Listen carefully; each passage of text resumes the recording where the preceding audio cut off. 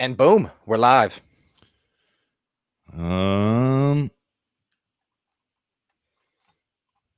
stream usually takes a couple seconds. Yeah, it takes a couple seconds. Yeah.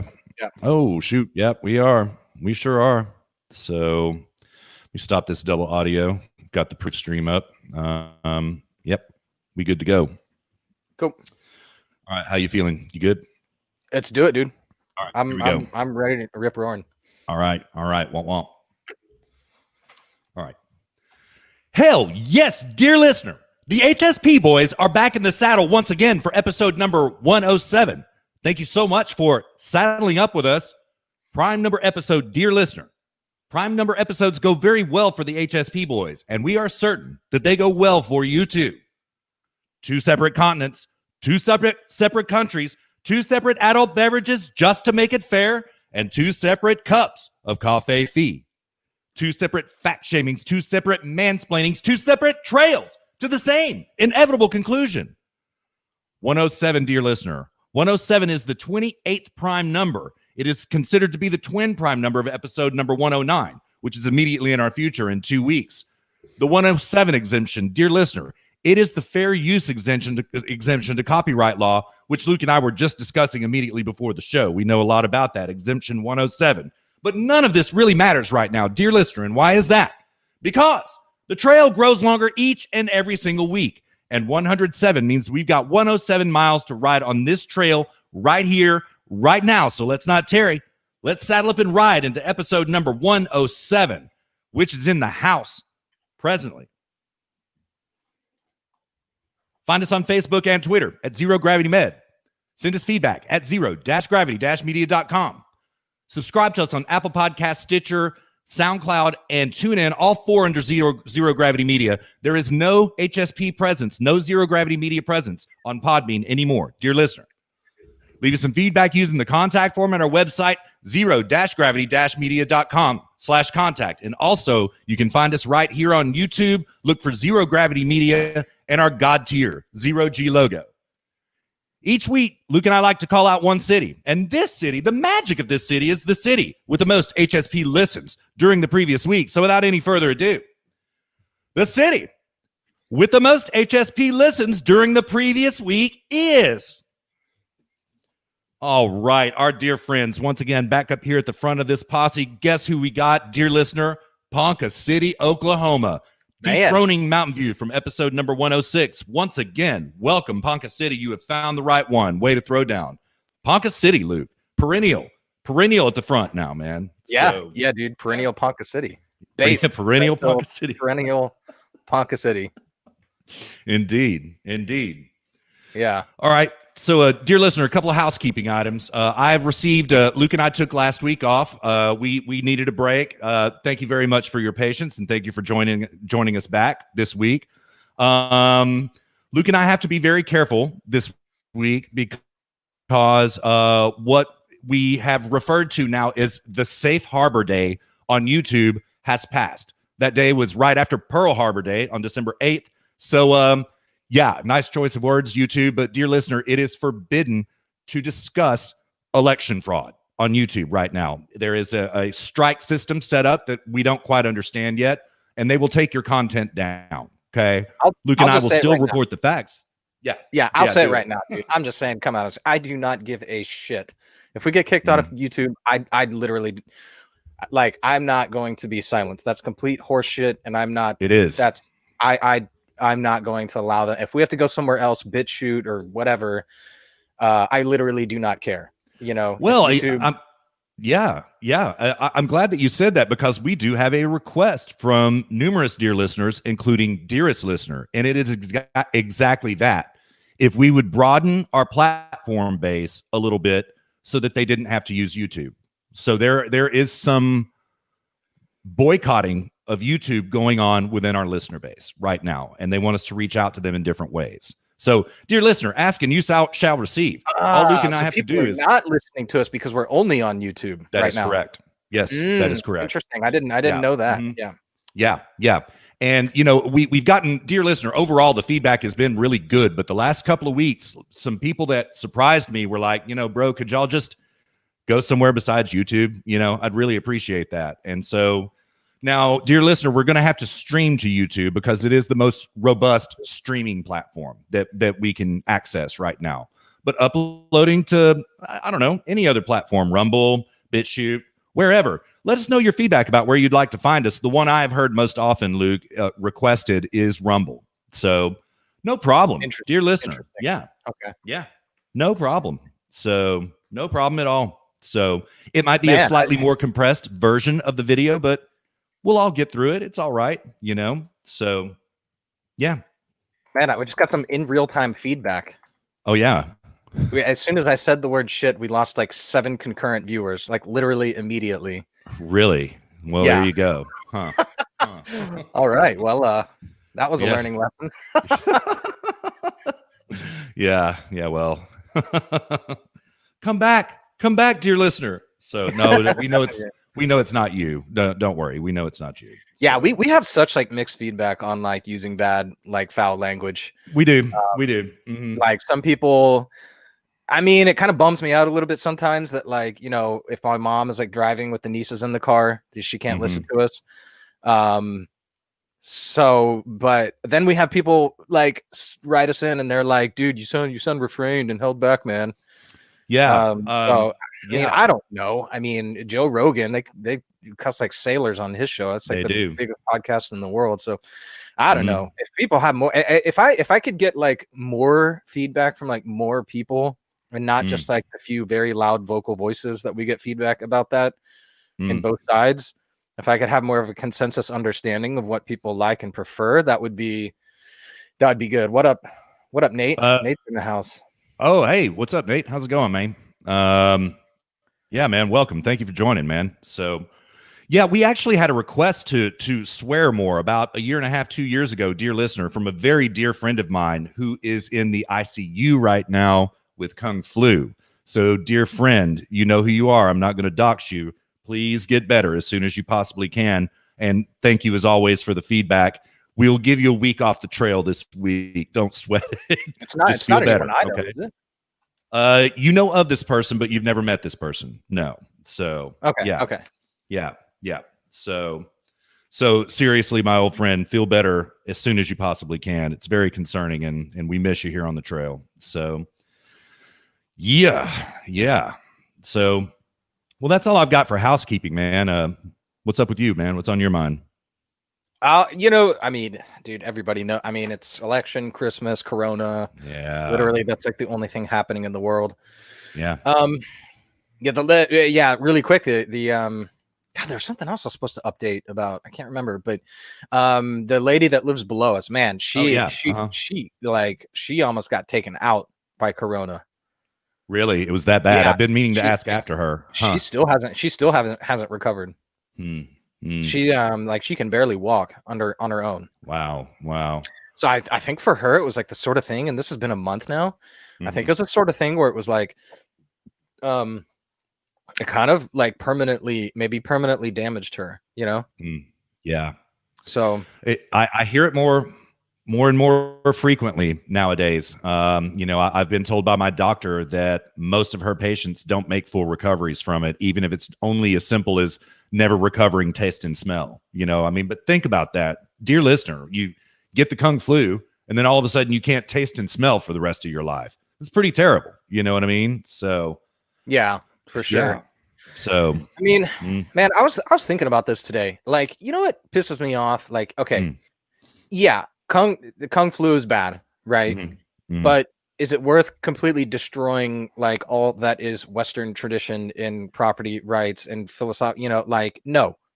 I'm glad you brought that up because I've been wanting to talk with you about exactly this. Yes. All right. Well, let's talk about it. But like, you know, I was telling Jessica today, it's like, look, they could do very simple things, which would address the problem. Like, for example, like I've lived in Germany for 4 years now. Okay. I've gotten sick twice in Germany. Both times that I've been sick were immediately after going to the grocery store. And that's because I didn't clean the cart before using it, you know? So like, I just started cleaning. Dude, I've been sanitizing the shopping cart handle for like 3 years now, and I never been sick since then. and they're like, oh, let's completely destroy the economy, but we're not going to even think about forcing grocery stores to have like sanitization people sanitizing the cart handles. Mm-hmm. Mm-hmm. You know, like Mm-hmm. like you have to be an absolute moron to who the hell is the head of like the health ministry in Germany, and they're not thinking about doing just basic fundamental things like this. Right. Everybody has to go to the grocery store. Everybody has to touch a cart. And and not only that, I don't know about in America, but here in Germany, you're forced to take a cart. You can't enter without a cart. Yeah. Because it's a form of they're using it as a way to limit the number of people in the store. So it's like if you need to go buy an apple, you have to put your hands all over the damn cart. That's crazy. That's just it's crazy. it's almost as if they're trying to spread it, and they're not sanitized, and they don't have sanitizing stations so you can sanitize it. So I have to take my own sanitization wipes and sanitize the damn cart in order to get into the grocery store. It's like, who the hell, like, why are we destroying the economy but not doing basic, like, just obvious things that we should be doing? And we're not doing it. And also the German government announced today. So this is you'll like this. This is rich. So they completely we're on like complete lockdown right now. Yeah. Like you nothing, are. like the restaurants can be open, but only for takeaway and not delivery. Yeah, as is John in England, by the way. As of I think midnight tonight, there's a mass exodus out of London right now to try to beat being quarantined out of the city. So yeah, dude. Like, and everything is shut down, and only the grocery stores are shut down. So then the German government has the audacity to announce today that grocery stores, the new hotspot for Corona. Oh my God. There's nothing else open. What the hell else could there be? Yeah, don't eat, anybody. Don't eat. Don't buy food for your family. You know what I mean? You're risking lives. Oh my God. Yeah, it's like of course it's the new hotspot. It's the only damn thing that's open and where people are going is the grocery store. They're like, oh, the new hotspot. Well, I mean, what is it going to be next? Like the middle of a field? You know? Right. Yeah. Like, they're going to shut the grocery stores down, and then it's like, oh, people's homes, the new hotspot for Corona. I read a report this week. It was very interesting, and it was exactly to that effect. Something like 74% of Corona infections are being transmitted in the home. Like restaurants and bars account for less than 1.5% of transmissions. Like 1.2%. Right now. Yeah, 1.2%. Right. Yeah. People are getting it from being quarantined. That's how they're getting it. So yes, exactly. Yeah, dude. And like I was telling Jessica, I was like, the gym was like one of the safest places there was. Like everybody is super healthy. And like obsessive about cleaning everything, like cleaning off the dumbbells, cleaning off the bench, cleaning off where you sit. You had to have a towel anytime you sat down. It's like I felt safer in the gym than anywhere else, and that was like one of the first places they closed. Right. Right. So, I mean, dude, I'm on forced vacation because I have vacation days and they won't let me cash it out because I was like, I don't want to take vacation. Because I'm just going crazy being at the house. Like I need to be at the office and being productive. And I was like, can I just cash out my vacation? Like, no, because everybody's trying to do that. And we couldn't afford it, and I was like, okay, whatever. And I am seriously about to ask, like, can I just come work on personal stuff and just come to the office? Like, I'm like almost at that point. Yeah. But anyways, you wanted to talk about something related to like property rights and Corona and all this, right? Well, property rights and freedom of movement, freedom of speech, freedom of association, all of these freedoms that we, in the halcyon days of 8 years ago, I suppose took for granted because they had never been stolen from us, except maybe since Reconstruction, they were stolen from us, right? Well, they are stolen now, right? Even in America, dear listener, it's happening. California, dear listener, California kicked out the Rose Bowl today because football teams can't go there with their teams and play football because California won't allow them to come into their state because they can't quarantine for 2 weeks before the Rose Bowl. It's crazy. It's absolutely crazy. So the Rose Bowl is being played at Cowboys Stadium, Jerry World in Dallas now. That's where we're at right now, right? New York is locking down harder. California really can't lock down any harder. They're like pretty much like Luke and John right now. Texas has taken one step back. We're at 50% capacity on everything. There is tale that they are going to lock down to 25% here pretty quick, right? Except, of course, for Walmart and Target and big box super spreader stores, they don't lock down. You know what I mean? But mom and pop, you got to close your shop. Sorry, can't. Dude, no Christmas for the kids. Yeah. You know what's ridiculous, man?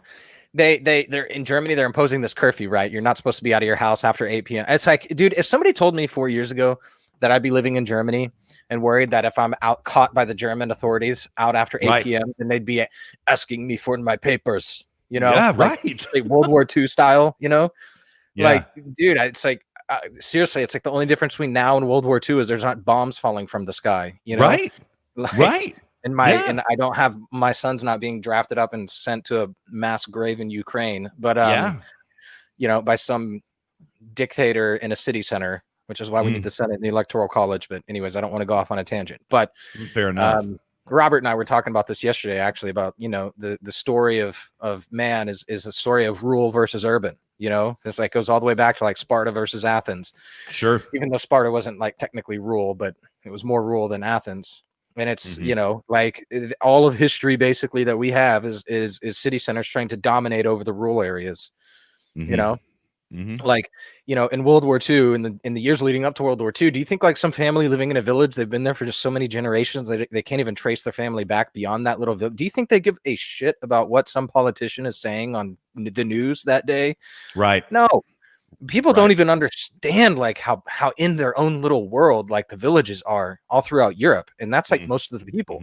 Who knows what would have happened in the years leading up to World War II had the rural people actually had something, actually had a vote, actually had a voice, right? But they didn't.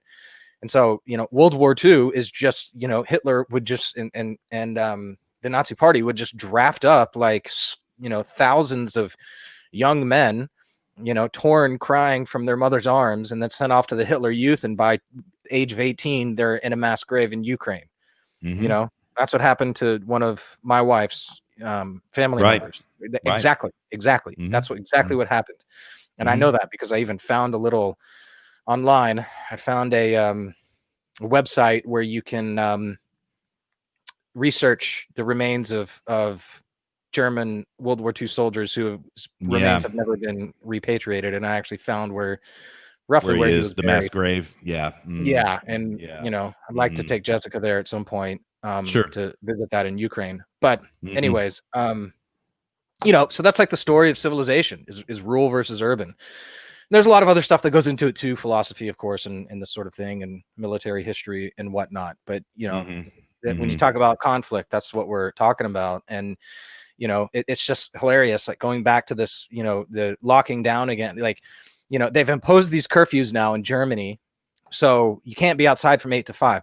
One would think that if you want to reduce contact between people, then you would want the stores to be open as much as possible so that people can go in the middle of the night to avoid other people. Exactly. So they're reducing options of places to go and then squeezing out. It literally it's as if they are trying to spread this even more. Yes, it is. They've got the big box stores open, and then they're limiting the times that they can be open. So everybody is cramming in there. There's no possible way you can even social distance in there.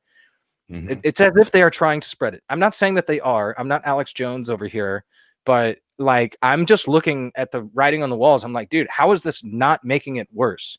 Yeah. You'd think they'd want the grocery stores to open on Sunday and stay open 20, because nothing here in Germany is open on Sunday. You can't do, there's nothing to do on Sundays. Right. And much of Europe is like that as well. It's called Ruhetag, which is like Silence Day. You'd think that they'd go to the grocery stores and say, look, we need to give people options to go when there's nobody there. So maybe at 2 a.m, we send out workers to do the shopping for the at-risk people, the old and the elderly, and the people with pre-existing conditions and all this crap, and we send them to go shopping at 2 a.m. and bring the at-risk people their groceries. And you know what I mean? You'd think they'd want to extend the hours and make it more available so that less people can be in there at a time. But they're doing the opposite. They're restricting the hours so more people are in there. Right. Exactly. Yeah. So that you would also facilitate being able to pop into a store and pick up a roast or a turkey and then get out instead of having to go in and, act like you're, prepping for the end of the world, essentially, buying, weeks and weeks and weeks and weeks worth of food, which in where I live right now is still restricted. It has never become unrestricted, right? What do you mean? First, there are buying limits on things Are you like serious? soup. Yeah, Rationing? rationing since the very beginning. No It kidding. happened. So what are the limits? They have just locked down to 2 cans of soup per visit, right? At my nearest grocery store. Walmart, you can, yeah. I had no Walmart, you can idea. get more stuff. Yeah. Of course, Yeah. Yeah. You can get more Walmart stuff there, but but the grocery stores, you can't. Yeah. Yeah. Jesus, dude. Yeah. You can buy one 1-pound bag of dried beans, 1 bag of pasta, 1 bag of pasta sauce. Like, I'm not kidding, man. I mean, pretty much produce is unrestricted. Meat is unrestricted, but you can buy 1 gallon of milk, 1 container of butter, 1 carton of eggs. Like, I'm not even kidding. Yes, I've been under buying restrictions. Dude. Yeah. I had no idea. Nobody's told me that. Robert didn't tell me when we were talking. My parents didn't never say anything about that. Robert may be kind of lucky. I don't think it ever really happened to Robert. He's quite a bit further south than I am, right? So he's by the port there in Houston, right? So that is where we're supplied from, is Galveston, the ports in Houston, right? So Houston probably gets first dibs on goods as opposed to up here in Dallas. You know what I mean? So yeah. Have you tried any other place like Costco or like Dallas proper or anything? I mean, yeah, I have. And they are less restrictive. But like Costco, it was interesting when I went to Costco, it's just picked over, right? And I've tried a variety of Walmarts, same type of thing, picked over.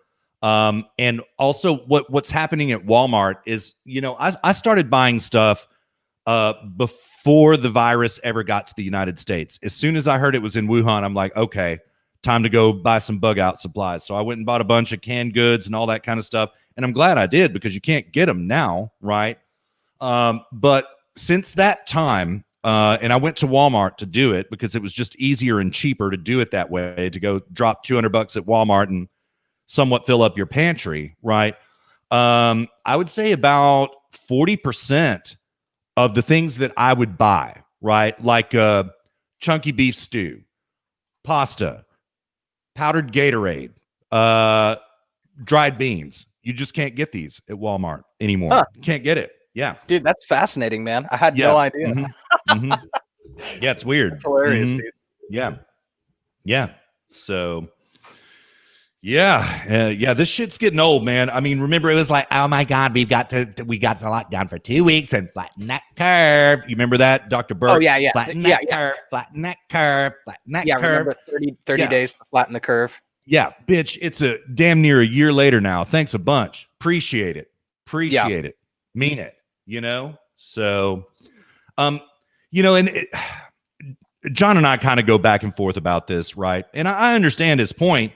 He's like, lockdowns are going to be necessary. He believes that lockdowns were effective the first time around. There is correlative evidence there that infection rates did drop when we locked down. That's true, okay?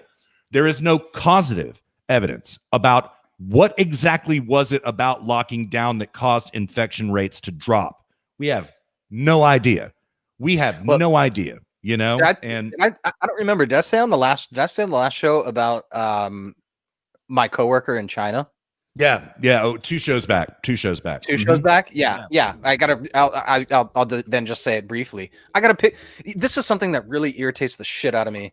I have a coworker that was he's German, but he's married to a Chinese national, right? And I asked him back in May, and he was like, I was like, how's her family doing back in China? Like, how's this going down? They live in Shanghai. And he was like, oh yeah, dude. Everything's back to normal. Yeah. School's back in, no problems. And I was like, okay, cool. Well, they're about 3 months ahead of us in dealing with all of this, so it shouldn't be long before we're back to normal too. Well, that never happened. No, so I didn't. Yeah. So I just kind of assumed that, like, when the rest of the world started locking down, China must also be locking down too. So then I have a Chinese coworker who sends this damn picture. He's at a conference, for God's sake. He's at a conference, sends a picture. In this picture, there's like 30 people standing shoulder to shoulder, like no social distancing. None of them are wearing masks. And it's just like life in China is completely and totally and in every respect back to normal. And about a month ago, I asked him, I was like, dude, I was like, what's up with this picture I got here, like in our chat, like our company chat? And he was like, oh, well, the Chinese listen to their government, and so they took care of the problem. And I was like, that's not how that works. Okay. Like if I was like, did they have like a vaccine that we don't know about? Like, is your wife's family getting vaccinated? So now this is like, again, like 2 weeks ago, many months later. And he was like, oh, no. They just listen to their government. And I was like, dude, that's not how this works. Yeah, like, it's not sufficient. If it spread the first time, then it will spread again if everyone's not vaccinated. If the premise is that the lockdowns work, then they would have also worked here. And if the premise is that not being locked down spreads the disease, then in China, sans a vaccine, the disease would be spreading. There's no logical connection here.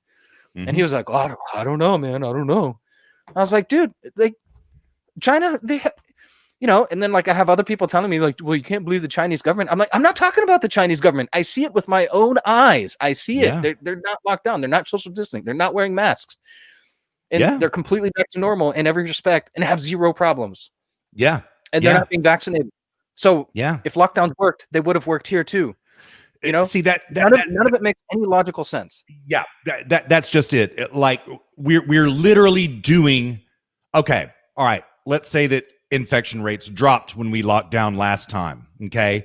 We flattened that curve. Oh my God. Well, let's say that that's true. Yeah. Yeah. The curve is so flat.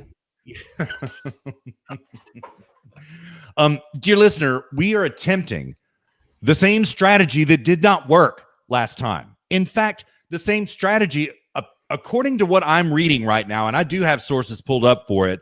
According to what I'm reading, the strategy that we tried caused infection rates to go up, did not inhibit infection rates from going up. It caused it. Now, listen. The virus is a very real thing. As I told you, one of my very dear friends is fighting for his life right now.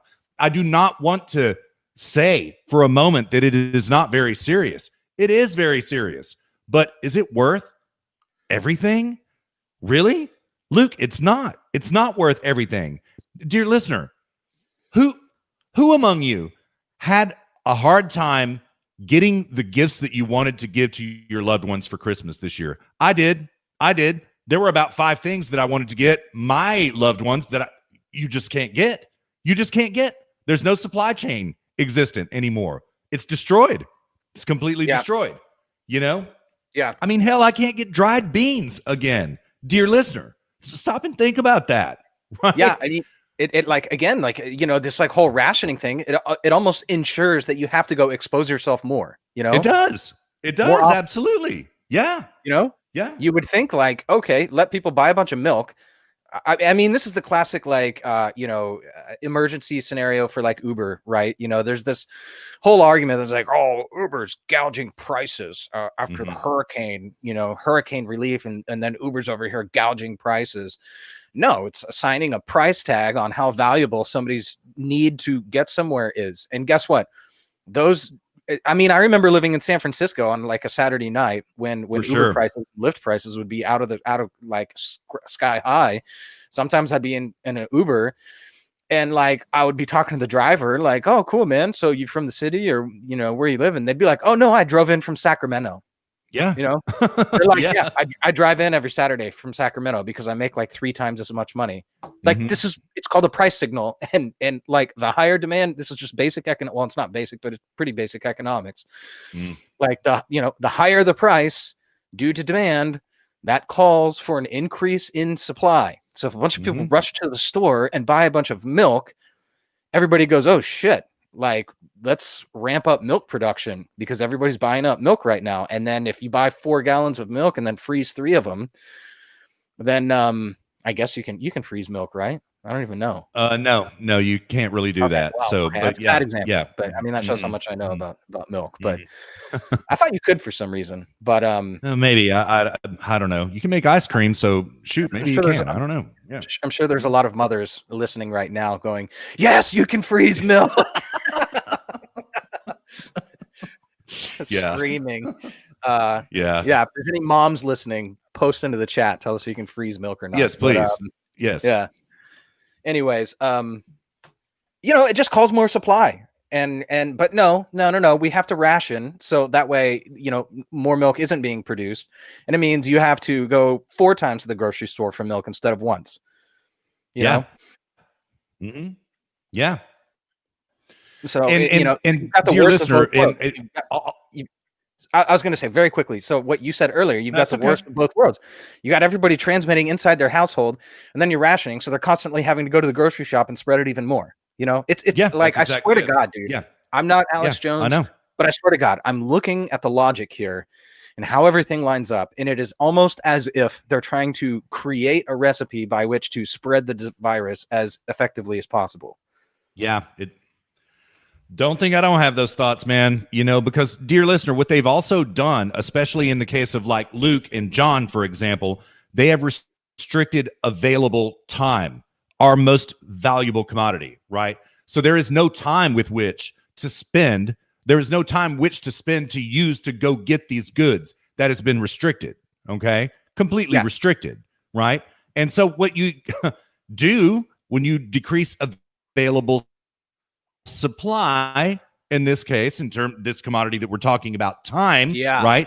Well, then that is left to be available becomes much, much more scarce and in demand, much more. So, and that means that more people are at supermarkets at the same time than they were before. It's awful. It's absolutely awful. So, yeah, dude, our supermarkets are packed now that they limited the time that you can go. Absolutely packed. Yeah, ours are too. Yeah, ours are too. So, yeah. It's and they're rationing anyway, so it doesn't matter if they're packed or not. They're rationing goods as well as available time. Yeah. So, if they wanted to pack the grocery stores even more here in Germany, all they need to do is start rationing supplies. Making you have to go back there every couple days. You can't buy enough for 2 weeks. You got to go back there every 2 days. Yeah, because you can't buy enough of what you need. Yeah. It's unbelievable, dude. The response to this is an absolute catastrophe, and like it's beginning to feel existential. This is something else I was talking about with Robert. You always wonder like what life is like in a wartime. Like when your country is at war, and I don't mean the Middle East war. Us being in the Middle East. It's like I'm talking about like World War II. You wonder, like, I wonder what it was like to live through that, either as an American or as a German or somebody in Great Britain or somebody, like this. Like, I wonder what it was like to live during that time. And I think that is a fundamentally different existence than life under peace and life under rule of law, which is we're not living under right now. Which is why we're calling this martial lockdowns. So like this show, martial lockdowns. Yeah. So like, I just wonder, what it was like, and it's beginning to feel like that, It is. It's beginning to feel existential. I at least I can say that over here. I don't know about Texas. America's a funny place. Every time, like, I think like, oh God, everything's going to hell in a handbasket. And then I go back to America and it's just everybody still living their lives and having it fun and going out to dinner and stuff like this. And I'm like, oh, okay, well, shit. It's actually not that bad at all. And my sister then messages me and she's like, concerned because everybody that she talks to, she's like, so what have you been up to lately? And they're like, oh, not much. Didn't go on vacation. I haven't done anything, and I'm just like, they're just obliterating out of existence something very unique, which is the American sense of life. It is just being obliterated right now. And Americans don't even know about this. They take it for granted. Nobody goes out to eat like Americans do. Nobody socializes like Americans do. Nobody goes to the lake every weekend and goes fishing and or wakeboarding or heads out to the beach and like lives these amazing lives. Americans live amazing lives, wealthy, amazing lives relative to the rest of the world. And I mean relative to everywhere. Germans don't live like this. Europeans don't live like this. Americans live like absolute kings relative to the rest of the world. And it's that sense of life. It's that sense of, I don't like my job. I'm going to find one at which I'm happy. I'm not going to suffer through life. Life is to be enjoyed. The universe is benevolent, and let's have fun while we're here. That's the American sense of life. And it is being absolutely obliterated out of existence right now. It is. It absolutely is. Like, in Germany, it was barely there. Germany is like the, malevolent universe premise where it's life is to be suffered through, and then, and don't complain about your job. Don't try to get a better job. Just be glad you have one. And this is something, and I'm going to go on a little tangent here, Russ. This also, I found out this week, this reflects in gift purchasing for Christmas. German gift purchasing. Yes, it does. Because Germans don't American buy you too. gifts. Go on. Yeah. No, Germans don't buy you gifts. Like, gifts are supposed to be things that you wouldn't otherwise normally think to buy, or you just wouldn't buy yourself because you don't have the money or whatever. I think I know what you're going to say. Okay. Yeah. Germans don't do that. And I the first year I was like, and I feel really bad saying this, but like I got from my in-laws, they gave me like socks and underwear. And I was just kind of like, oh, thanks. Yeah. Thanks. I don't have to go buy socks now, and I just kind of wrote it off as that. And then the next year I wrote it off as like, oh, they just don't know the stuff that I'm into. You know what I mean? Because when you buy somebody a gift, you want to like, what are they interested in? What are they into? Maybe, what's their hobby? I'll get them something that is towards that, So I was like, they just don't know me because I moved here right before Christmas. Second year, socks and underwear. Third year, socks and underwear. And so then this year I was just thinking, I was like, Jessica and I were talking, and she was like, Germans don't buy gifts. They buy supplies. So she's right. I get it. Yeah.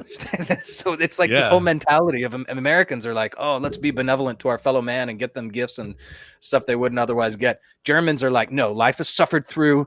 You need to save every, well, they don't save anything because they don't make enough money. Nobody here makes enough money to save anything. Nobody has anything on savings, but like they would, it's like they're all in this wartime mentality all the time, So they're like, I'm going to buy you socks, I wouldn't be surprised if I got a bag of rice for Christmas. You know what I mean? Like this sort of thing, Yeah. That's the whole mentality, and this whole mentality, the sense of life, the American sense of life mentality.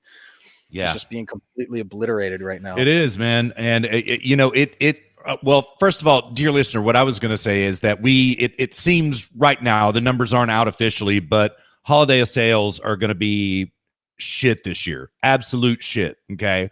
Now, in accordance with what Luke's point was, I will say that the Kung Flu has definitely affected the way I shopped for Christmas this year. I bought supplies for people, commodities for people, things that I think they are going to need rather than things that they will enjoy, things that will make their life a little bit more pleasurable, right? I mean, excuse me, dear listener, not all the way across the board, but definitely pleasurable. Yeah, pleasurable versus survivable. Yeah, right. Like and of course, I bet you can guess this. Yeah, right. Guess what the hottest selling Christmas gift is? By far, dude. By far. Guess. I have no idea. I mean, I want to say something masks. That I probably shouldn't. Oh no. Masks. I was going to say something like monsoon season related, like something sexual where everyone's stuck indoors and there's nothing else to do. No, it's masks. Everybody's buying everybody masks. So yeah, Jesus great, man. Right. Yeah, I actually bought a funny mask the other day. It's a mask that it's like a duck bill, and when you talk, it opens and closes. That's cool. I can't wait for it to come in. I got out in front on this, man, when I realized I was like, oh shit, okay, it's just inevitable. You're gonna wear the mask, right? So I pimped myself out pretty good on masks. I did, right? And I bought some for gifts this year as well. And I was ahead on this as I was on the prepping, dear listener, if I may say, which I do. I was ahead of the curve on it, right? But now I notice people buying themselves like really cool masks. You know what I mean? Like really cool masks. Patterns are old tapestries, right? Old Art Deco patterns. things like Darth Vader mouths. The one that I like the most, that I see most often, is the Texas flag mask, right? But really ornate types of things. And particularly, I had to work this weekend, dear listener, and I was exposed to a lot of people. And like Luke, I was seeing things with like sequins, gemstones, right? All sorts of stuff. Rhinestones on their masks, like really decorated stuff, you know? I can see the Chinese over here, like, these damn Americans, even the masks, they're loving it. Something pleasurable. Yep, they're loving it. Yeah. Even the masks they turned into something profitable. Those damn Americans. Yeah, well, China's making them. Let's be honest, China's making them and shipping them over here, so China's making that money. Yeah, so, Brandon Cropper made a comment on a stream one time where he was like, by the way, I think one of our internet connections is a little slow because there's like a little bit of a delay between us. I keep seeing that. So, I see a flash every now and then or something. Yeah. Okay. So, dear listener, if Russ and I are interrupting each other, it's not because we're interrupting each other. It's because there's a lag. Yeah, Brandon Cropper mentioned that. He was like, I could see the Chinese government, wanting to release something so they could sell some cheap little trinket that they could easily ship all over the world and make a bunch of money on. Right. I don't know if I buy into that narrative, but they're certainly capitalizing on it, Yeah. Every which way. I mean, dear listener, don't forget, they were the ones that bought all of the personal protective equipment in the world. Absolutely, like just vacuum hoovered all of the PPE gear in the world up for themselves before they even really let the world know that the virus existed. Like, they did that. They kind of rigged it on both ends, man. If anybody has benefited from this virus, it is China. It is China. They've done very well from the virus. Maybe this is a good time to shift gears, but also the Democrats. Yeah, the Democrats as well, Which at this point I'm convinced one and the same. I am too. Dude, let's go ahead and shift. Yeah. What's up? What's on your mind about it? I have a bunch of show prep about this, by the way. Yeah, I mean, I don't have any show prep in particular. It's more me just been trying to sort of expand not my horizons, but expand the way that I think about American politics. And and just how I'll say this, I'm almost embarrassed of some of the things that I've said on past shows at this point. Trying to defend China, trying to, there's still some things that I think about it. We don't make it any easier on ourselves when we regulate the shit out of our own industries. And it's a better option to relocate a factory from next door to corporate HQ to the other side of the planet, literally, when somebody in operations and the CEO and others are discussing where they're going to put the next production facility, they're like, oh, hey, the fact that in the United States we've created a regulatory climate that they go, oh, hey, maybe we should locate this production facility on the other side of the planet. That would be a better idea than doing it in, the lot next door, right? Yeah. Oh, yeah, totally. Yeah. So we don't make it any easier on ourselves. But the fact that I was defending China and I remember even as recent as like 2 years ago when I went to Hong Kong, flying over there, as soon as the plane took off, the flight attendants were going around and reshuffling everybody to make sure everybody had, to maximize empty seats, so everybody could have as much space as possible. And I was like, oh man, yeah, this is what it's like living under real capitalism. I didn't think it was real capitalism. I wasn't that naive, but some amount of, more freedom and less corporate bullshit rules. And then, and just going there and like appreciating everything for what it was. And I'm glad I went when I did, because I'm never going to China again. Like I'm for sure in some database somewhere.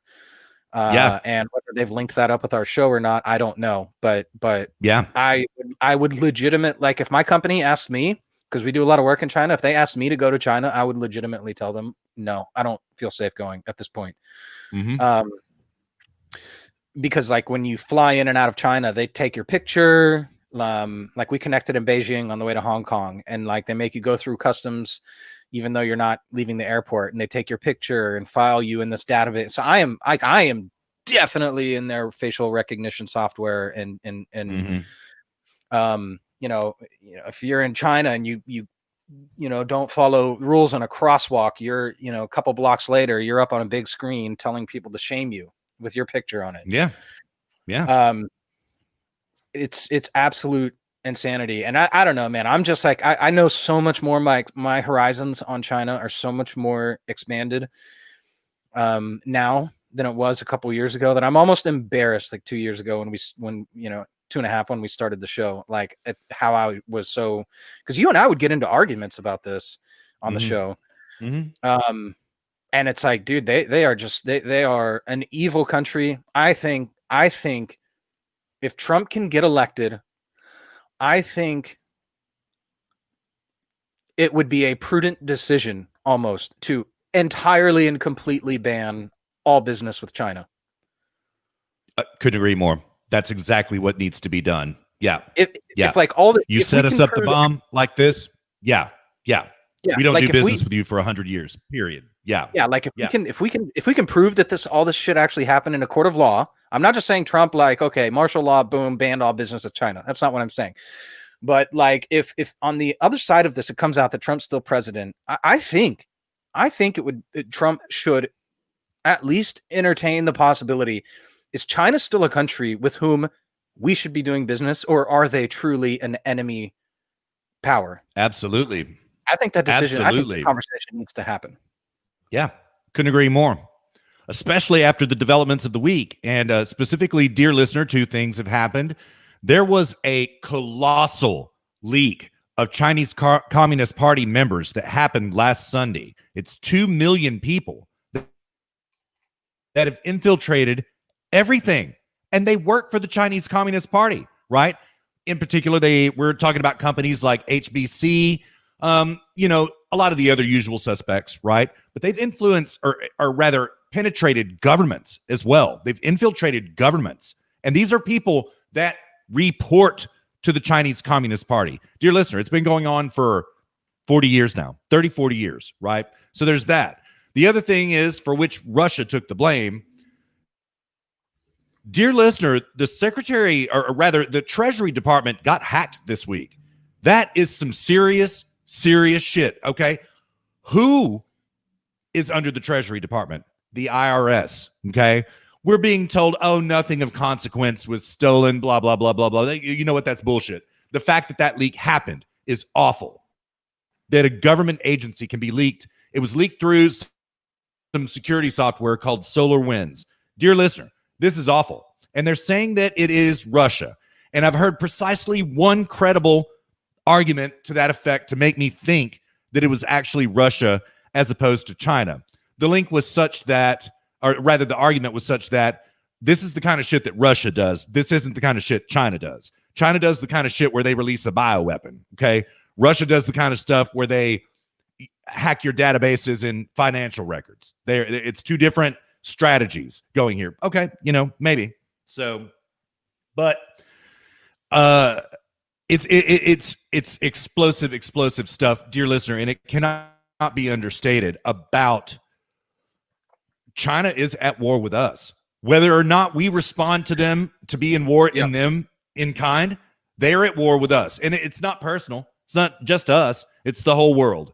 It is specifically the entire West with whom they wage war constantly. And they've been doing it for a long time.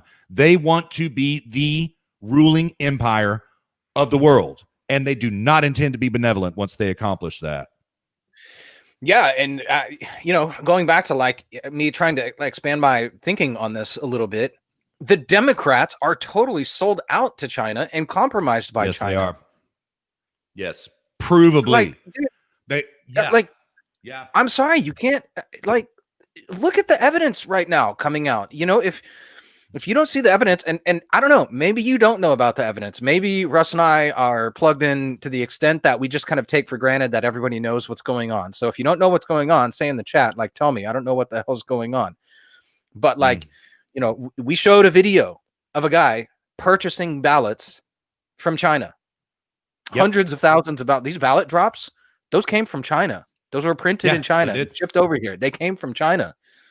The Democrats are colluding with China. They are one and the same at this point. Our country is at war with the left. And I think there was somebody saying that, like, oh, Trump needs to cross the Rubicon. The Rubicon has been crossed. It's already been crossed. Right. And it wasn't Trump that crossed it. Yeah. Mm-hmm.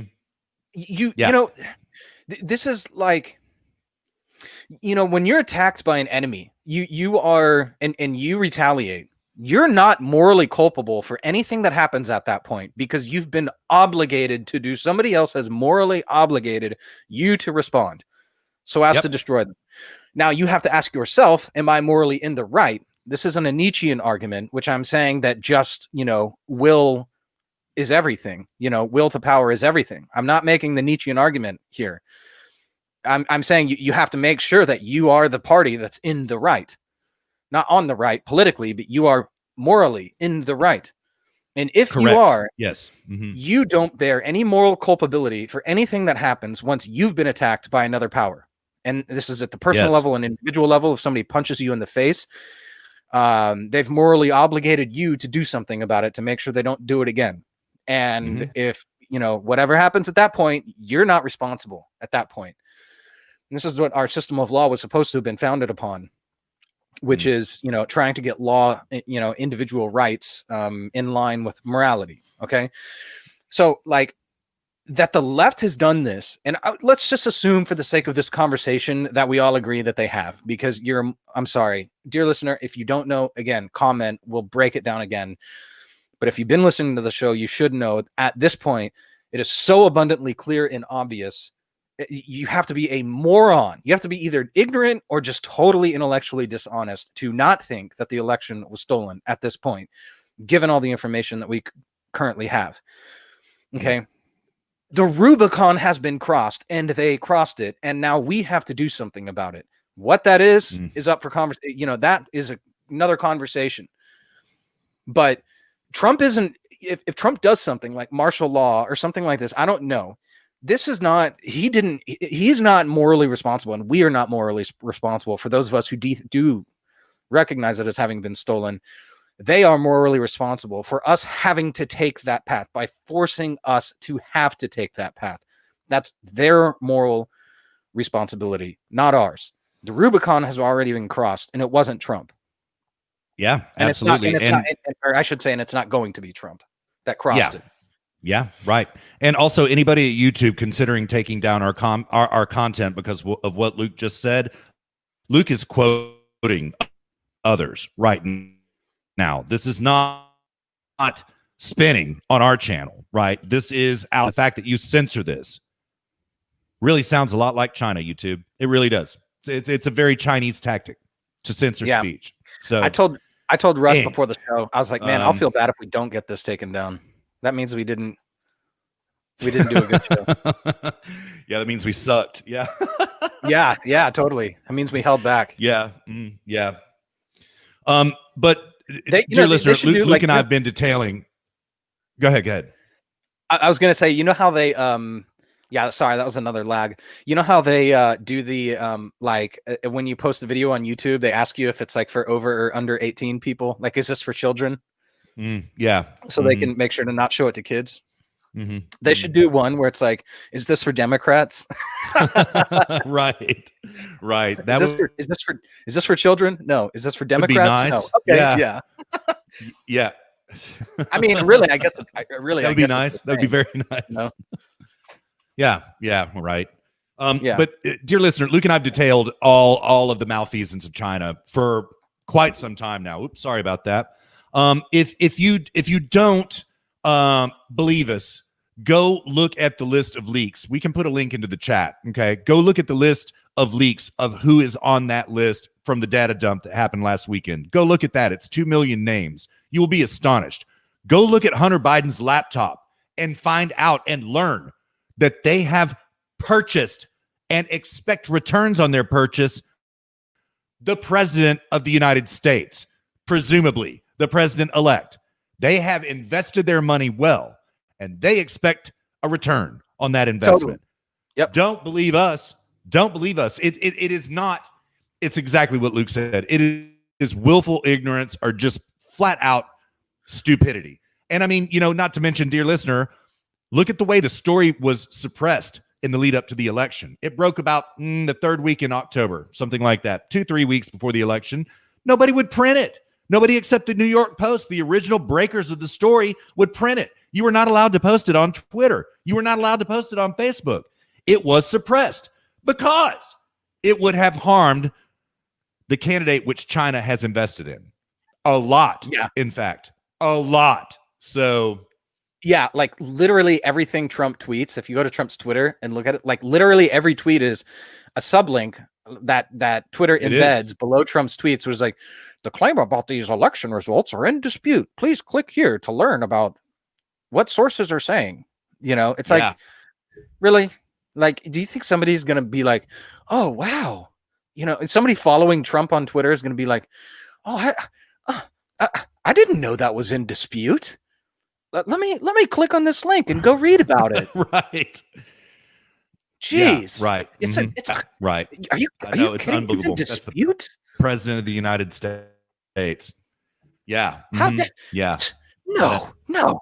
Trump just tweeted this. It can't be in dispute. I better go do some research and educate myself.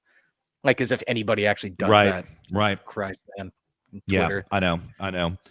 Well, clearly, the narrative, Luke, not the narrative, the demand, the command rather is shut up. You don't get to talk about this. We won. Now you're going to get it good and hard. Shut up. That clearly is what is up here. You know what I mean? That also is a very Chinese tactic. Coincidentally, dear listener. So, oh man, but I'm with you. It is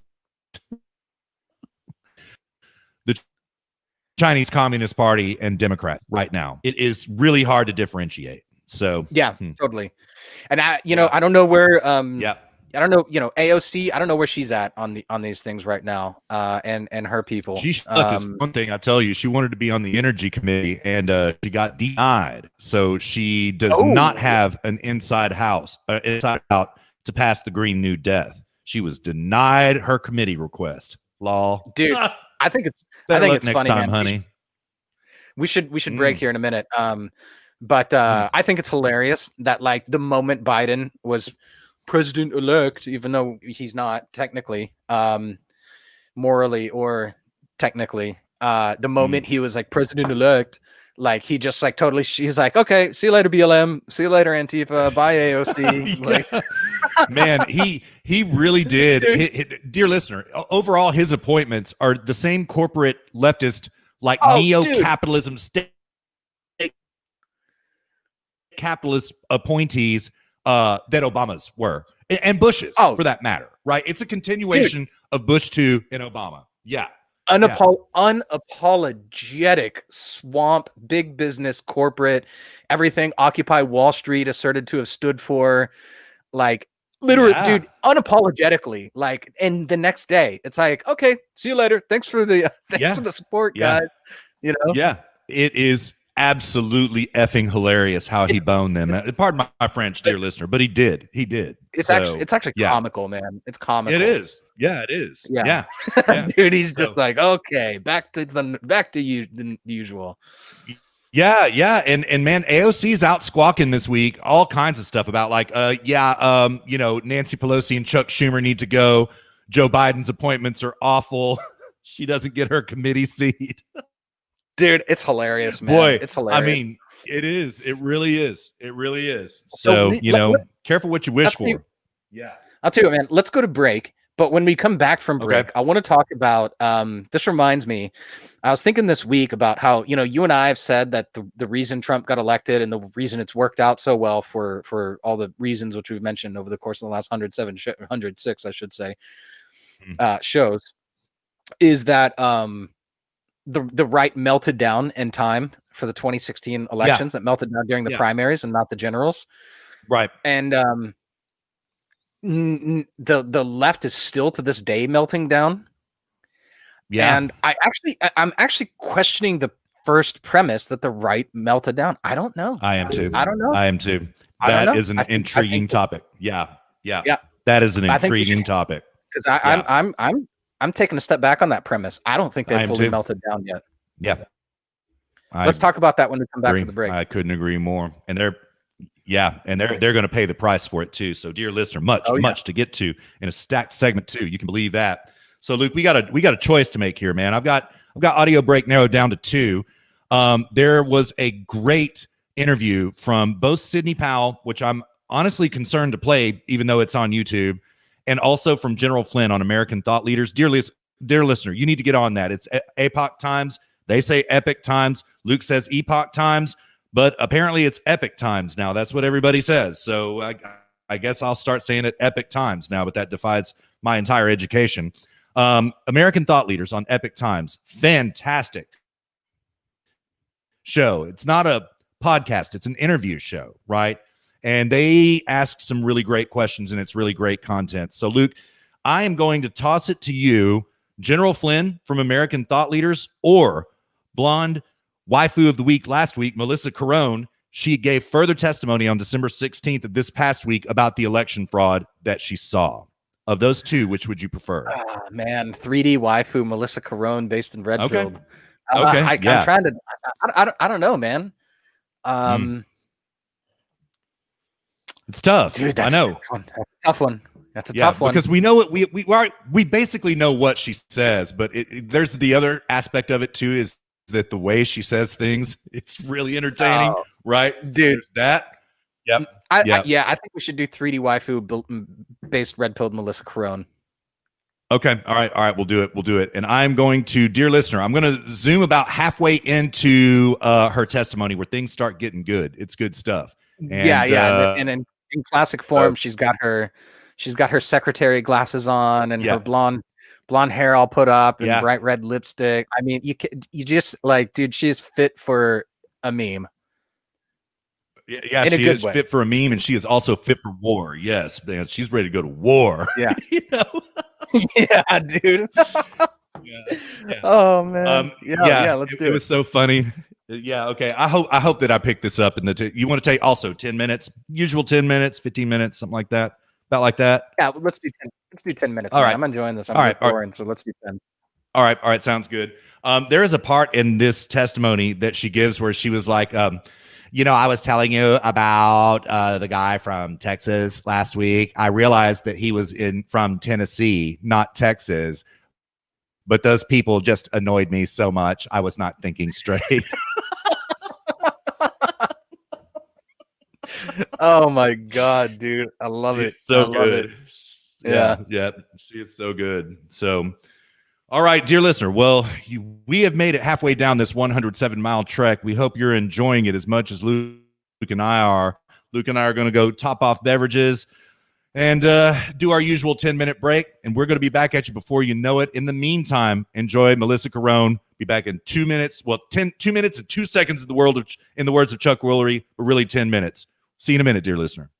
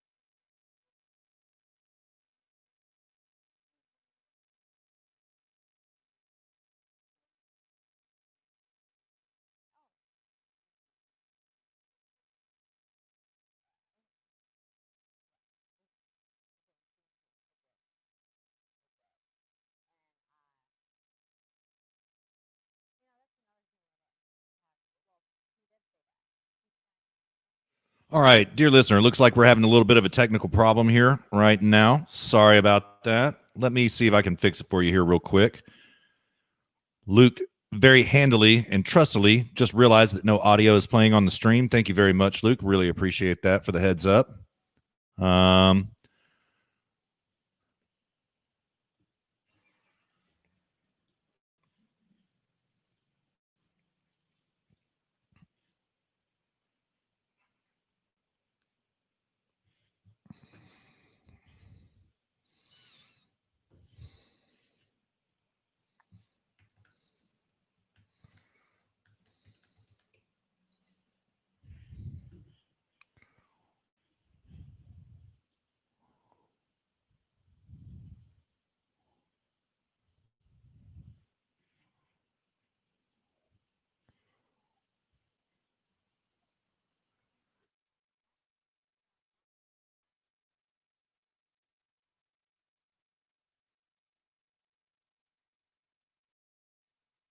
All right, dear listener, if you could leave us some feedback in the chat, let us know if you hear audio. Luke is not hearing audio. Okay.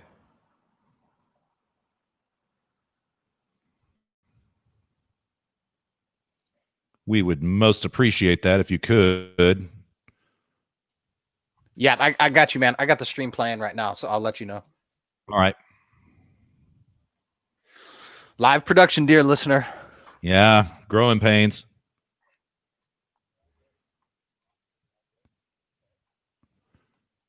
You are correct, sir. No audio. So strange. Okay, now I'm hearing playback on your audio. Are you hearing Melissa Carone? No, I'm hearing myself and I'm hearing you. I presumably on the stream. Okay. You've yes. you've got the stream. That You've may got be the stream true. coming out. Okay.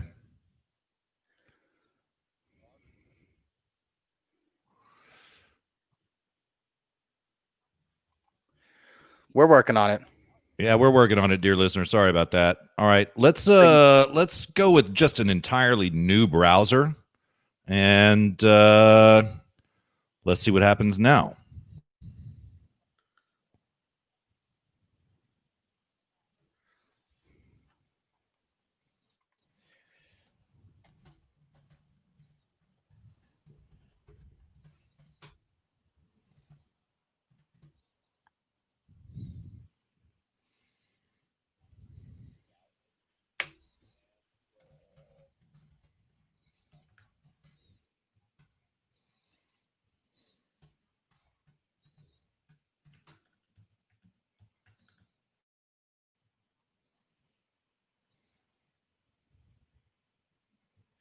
Yeah, bear with us for a couple more minutes, dear listener. I don't even know how much time we're gonna have to listen to at this point. Because, yeah, right.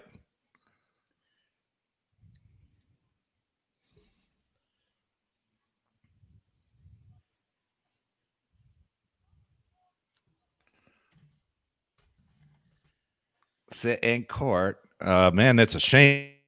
I can hear her. How about this?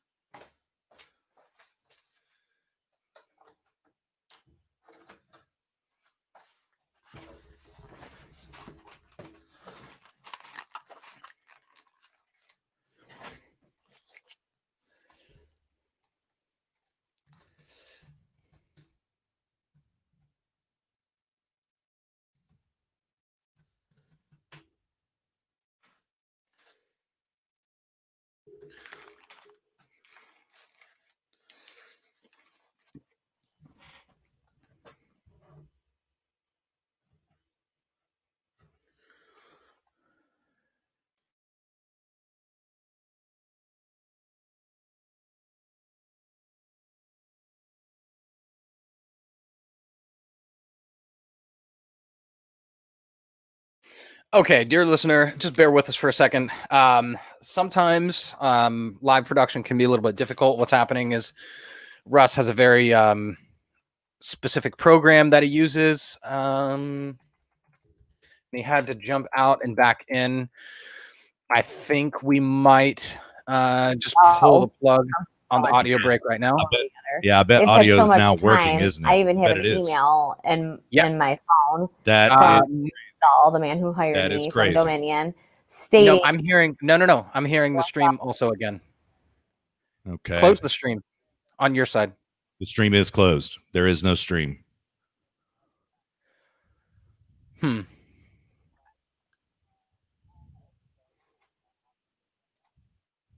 wait, hold on. Do it again. Play it again. Coming at you. I need your help assisting. Now it works. Okay. Software update. Now we're good. The day after the election that he sent this to me, crazy. Meaning that he wanted to get rid of everything. So they've had the time to do it. So, you know, I'm actually surprised that this forensic examination that was done came out the way it did, because I thought for sure that it wasn't going to, because they've had so much time to clean them out and to get rid of all of this.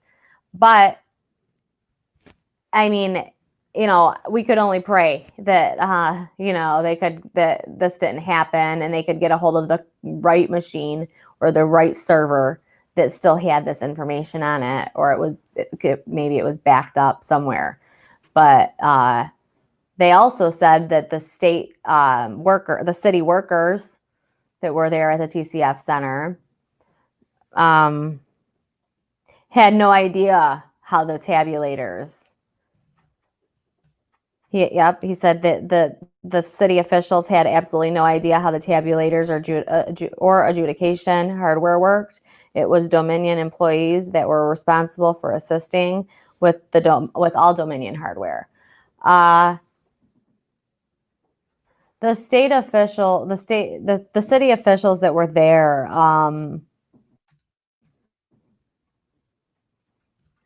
No, actually, I'm sorry. I think his claim was that they did know about the tabulators and how to run them, but in all actuality, they did not. They had no idea, and not a lot of people did. You know, even myself. You know, I was there for 27 hours. I learned as I was there. I was figuring out as I was going. It's just watching and observing. We've heard from a lot of other witnesses who described the same thing, where even poll workers were admitting that they had only been trained on the new system either the day before or the week before. Yeah. And that there were a lot of problems with the tabulator machines. There were a lot of jams, you know, either on purpose or, you know, through user error. We've also been told, and maybe you could verify this, that the on-site security for those machines was basically non-existent, that the passwords were actually the date, 11/3/2020, for the tabulator machines, and that was true for all the machines. Did you see any of that, or do you know? I'm sorry. Can you reiterate? Can you? Yeah, just the security for the machines was basically non-existent. Yeah. So yeah, there was no security for the machines. They actually had USB drives.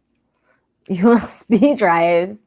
You can't. A USB drive opens a whole door to hacking, to taking information out.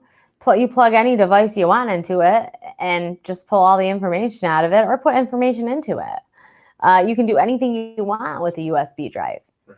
You know, which he said there wasn't. He said there was only a USB port on a touch screen, some kind of hardware that was used for people that have some kind of disability.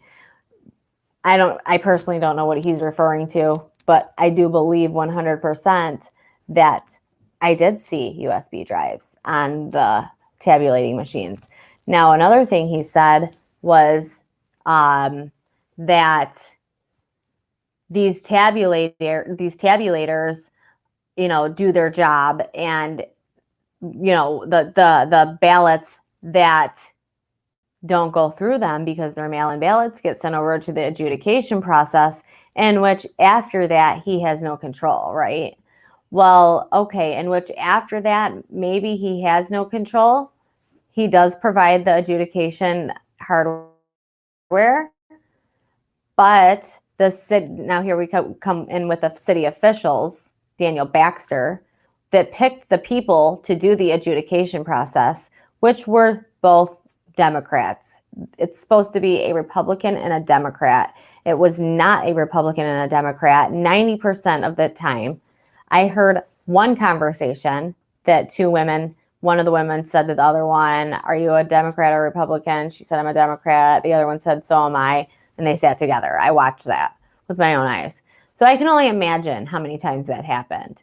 And we have numerous poll watchers that testified to the fact that, every ballot they saw being adjudicated was going to Biden, no matter what, so a recount like he suggested it to get to get the attention off of him, and so people would believe what he was saying. A recount wouldn't work. It wouldn't work because of all these ballots brought in through, the van. And the only thing, like I said, that it would correct would have been the tabulation issue, which is a huge issue too. But it wouldn't fix the whole issue. It would fix maybe a third, maybe a little more than that, But still, we need the whole issue fixed. It's too close. And what he's also not mentioning is the provision of Michigan law that prevents any ballot box where there are missing ballots from being recounted in the first place. And Detroit has, I don't know if you're aware, 71% of their ballot boxes are missing ballots. Well, yeah, that's because I know Monica Palmer is one of the ones who came out and said that she noticed that when they were locking these ballot boxes, that a couple of them were not locked. And she had to go through and say, "These aren't locked." She said that she didn't believe that that these people meant to do it. I believe 100% that everybody in that place was in on all this fraud. At least 90% of those workers were.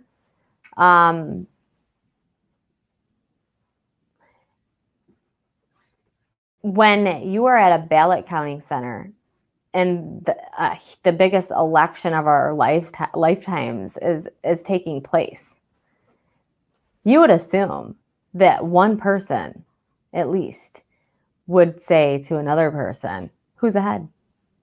Which candidate's ahead?" Not one time. I never heard it.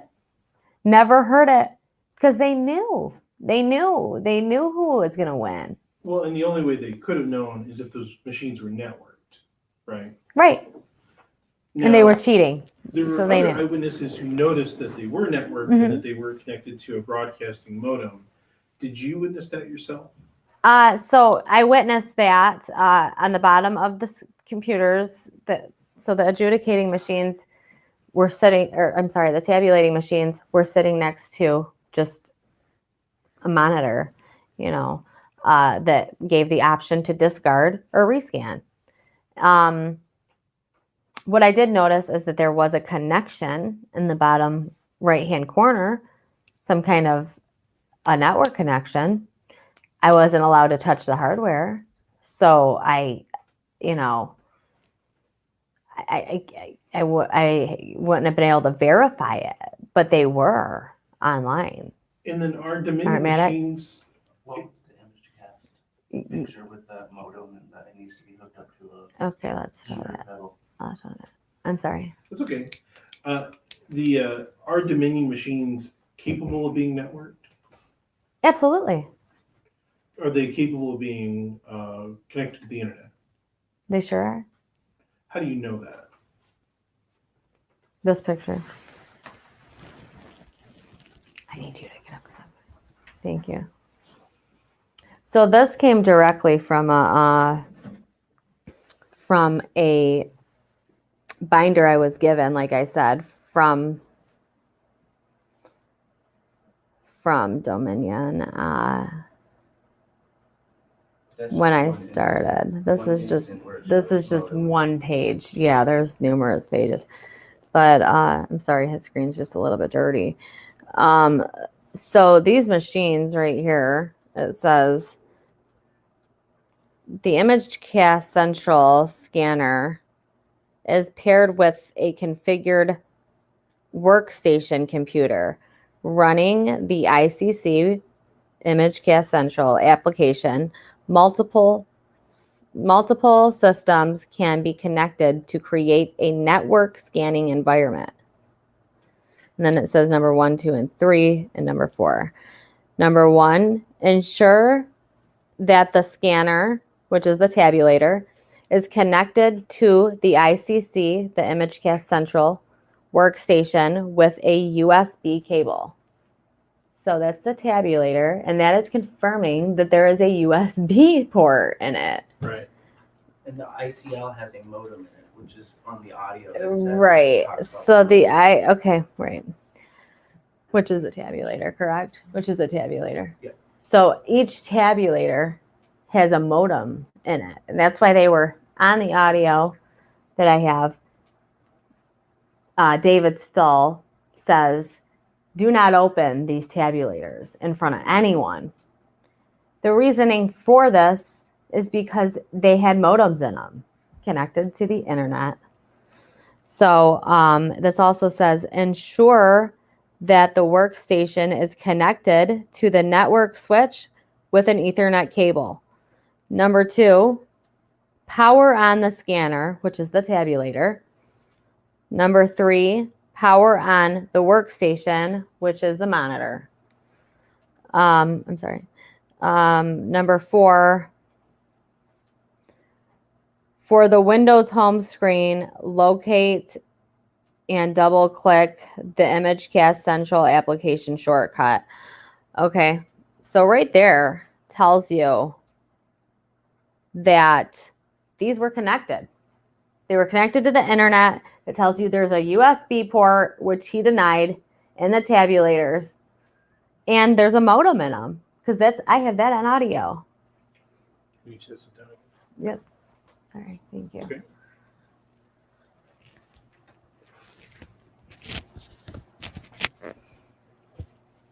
Yeah. So as I stated, this man just lied so many times yesterday.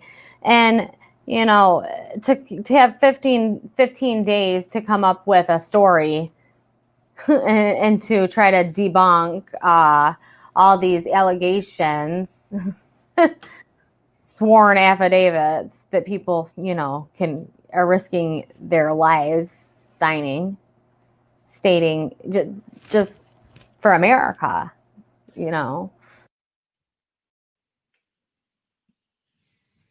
All right. Welcome back to HSP. I'm still here, and I actually am. Okay, yeah, no, we're good. We're good.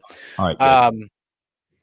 Welcome back to HSP, episode number 107. Before we go on, dear listener, don't forget to follow us on Facebook and Twitter at Zero Gravity Med. You can find me on Twitter. It's on the stream at Luke Skinner. That's LUKEFAHR SKINNER.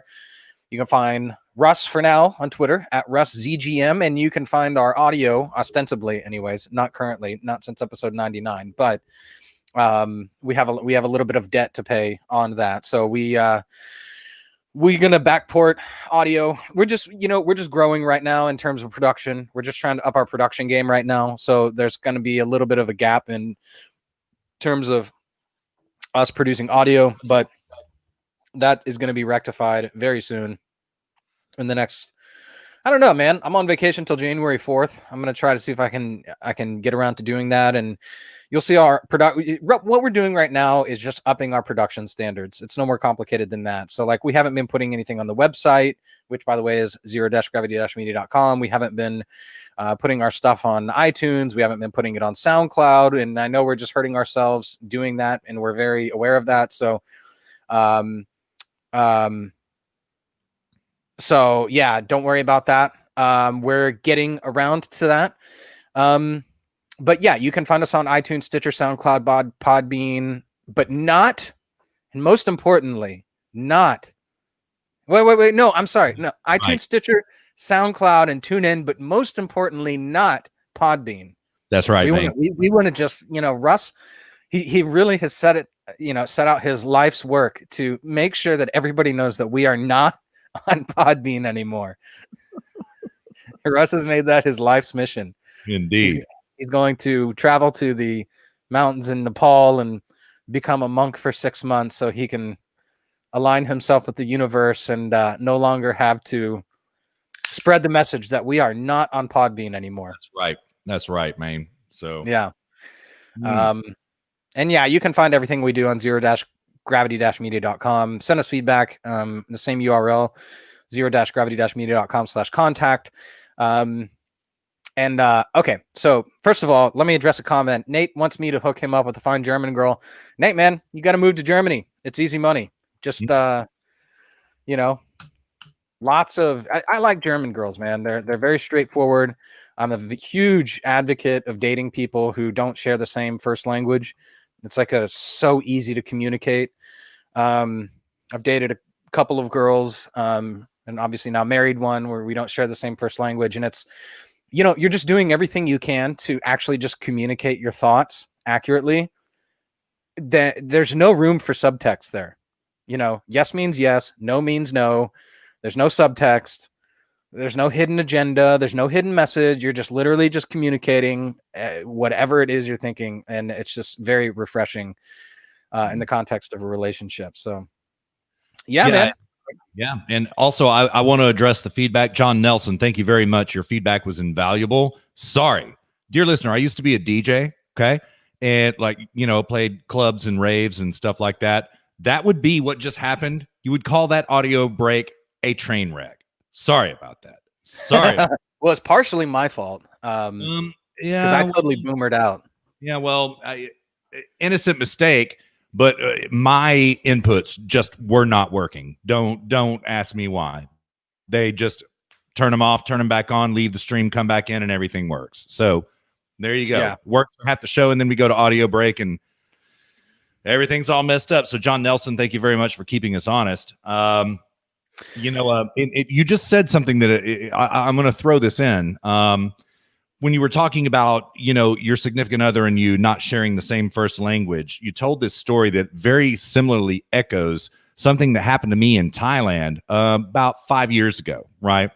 And I was actually kind of Muay Thai sparring with this cat that was at the place where I was staying I was there at this place for about a week. And he and I became great friends, and we're still in contact, as a matter of fact. And he was trying to toughen me up, right? And he did. And we were talking one day and having a drink, and he was like, "So where are you from?" And I was like, "Well, I live in San Francisco right now, but I'm from Texas." He goes, "Oh, Texas. I love Texas." I was like, "Have you ever been to Texas?" He says, "No." I was like, "Huh, okay.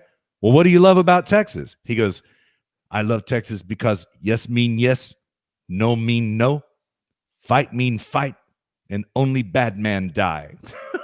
That's awesome, dude. Yeah. That's great. Yeah. That actually in turn reminds me of a story. I met this dude at the bar one time here in Germany, and he was like from France or maybe Italian or Greek or something. I don't remember. It was a while ago. And he asked me where I was from, and I said Texas. And he was like, "Oh, Texas is beautiful." And this is like another like language thing, right? Like sometimes people say something and that's not really how they meant it to come out. And I was like, oh, cool. So you've been there. He's like, no, I mean, on the internet, the barbecue, it's beautiful. Texas has beautiful meat. He's right about that. I was like, well, yeah, you're not wrong. Yeah. Damn. But Okay, okay, dude, I need you to red pill me on something. So right before we got back in the saddle, Russ messaged me something. And Russ, are you willing to red pill me on the stream about what you wrote me? Yeah. You're talking about the 3D waifu, based in red pilled Melissa Carone. You're talking about that? Yeah. Okay. So let me preface this by saying, like, dude, like, well, yeah. Okay, so Russ sends me a message and he says, dude, did you hear about her filming porn with her current husband and sending it to his ex-wife? Yeah, well, it turns out that it's true. It turns out that it's true.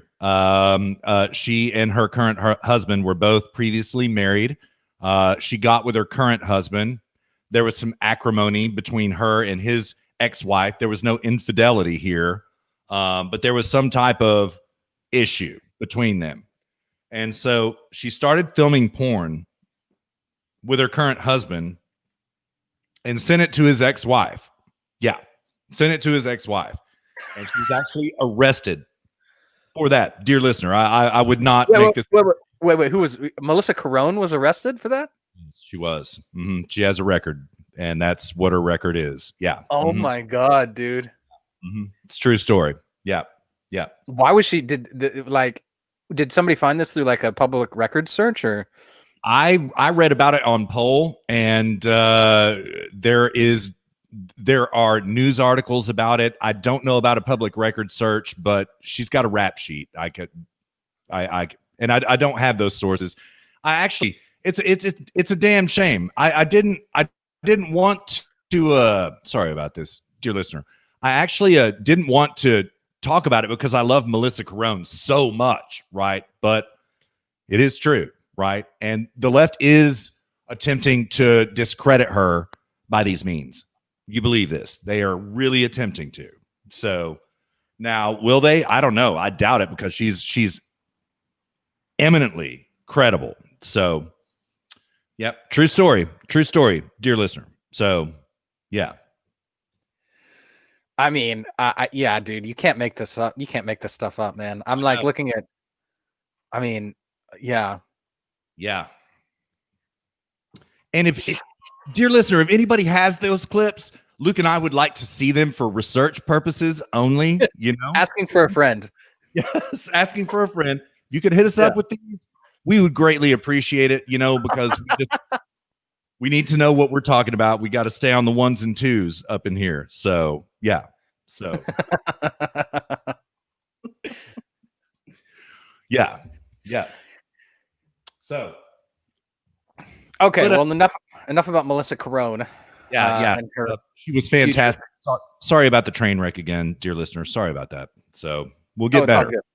Yeah, we'll get better. So now we left segment 1 and you asked a really intriguing question about whether or not the Republican Party burned down and reformed itself as this new Trump party. And you said that you're hedging your bet on that now. I also am. What are your thoughts? I don't think they did, dude. I don't think they melted down. I think they pretended to melt down. I think that think that Mitch McConnell and Lindsey Graham and these cucks on the right were like, I just think to them it was just the prudent thing to do at the time. Yeah. It was pragmatism, political pragmatism. Yeah. Totally pragmatism. There's a difference between being principled and pragmatist. Yep. Somebody like Matt Gaetz, somebody like, oh man, I got into it with this lady on Twitter this week from South Texas. She's a 62-year-old woman. I don't know these things because I'll tell you about it. But anyways, it's the difference between them and like the Crenshaws and the Matt Gaetzes, the Jim Jordans, the Freedom Caucus. It's the difference between them and the Mitch McConnells and the Lindsey Grahams, which is pragmatism versus principled approach to politics. Yeah. And Lindsey Graham and Mitch McConnell are not principled. I am so glad that the left is now coming out and accusing Mitch McConnell of vote rigging. I'm like, oh yes, bring it on. Bring on the spice. I don't give a shit about Mitch McConnell at this point. and we've made fun of him in the past where, the Daily Wire will put out some piece where it's like, on fire, Mitch McConnell destroys the Senate floor with blah, blah, blah. And then you click on the video and he's like, 10 years ago, I could discuss with my friends on the other side of the aisle difficult topics. And I'm like, dude, what the hell is this? He destroys. He's on fire. Is this Mitch McConnell on fire? Oh, we could, come to disagree on certain things, but I just wish that they'd come back to the table to discuss. And I'm just like, Jesus Christ, this is Mitch McConnell on fire. Wonderful. Yeah. This is all we have. You do a damn fine, Mitch McConnell. My ultimate compliments. Absolutely. You do a really good job. Oh, well, thanks. I didn't even practice, but you did really good. So yeah. Yeah. It's just like, it makes me facepalm. I'm just like, Jesus Christ. Like, I know. Well, we have like Chuck Schumer over here, like going off, yelling, making wild accusations, moving the Overton window, and then we have and then our best, Mitch McConnell's like our guy that's supposed to be fighting for us. It's like he's barely alive. You know what I mean? He looks like who he reminds me of, and I said this about, maybe it was somebody else too, but in particular Mitch McConnell. He reminds me, you remember the first X-Men movie that actually, ironically, it was a politician where he went through some process where he turned into a bag of water and exploded and spilled out all across.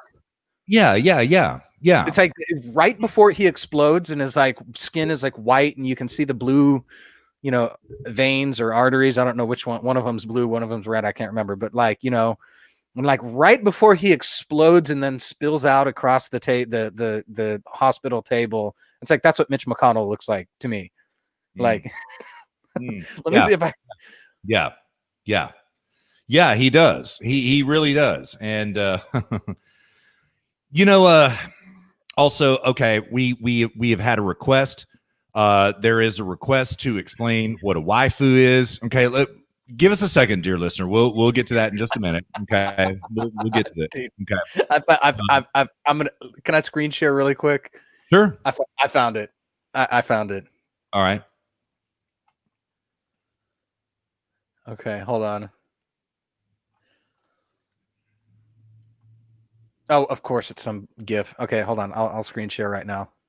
I'm sorry. I don't mean to interrupt you, but no, that's all right. It's in the interest of dear listener.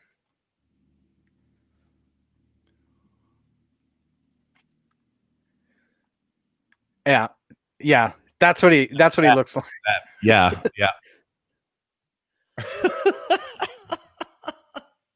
Yeah. Oh, dude, did you see that? There was even a comparison, side by side, of him and Mitch McConnell. Yeah, here it is, right here. Senator Kelly from X-Men movie reminds me of Mitch McConnell. First image result is that, man. You're tapped in. You're tapped into the psychosphere, Luke. You are. Yeah, dude, apparently, man. Oh, yeah. It's uncanny. Yeah.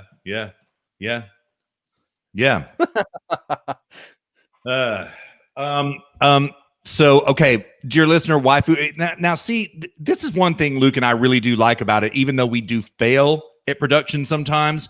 It is a little bit more live interactive, right? Because you can ask us shit right in person, and we're going to table waifu, and we'll get right back to it. But I want to say, Luke, the proof is in the pudding with the Republicans on this one, particularly those in Georgia, okay? They are letting the Democrats, just letting them steal the election again, right? Yeah. Dear listener, the litmus test right now, Mark Stein filled in for Rush on Monday, and he gave an absolutely stunning opening monologue about this is the hill to die on. The defense of Donald Trump's presidency is the hill to die on. There is no other hill to die on because the Republicans have been giving up hill after hill after hill after hill And now you look back 30 years and the Democrats own all of the political territory, all of it, right?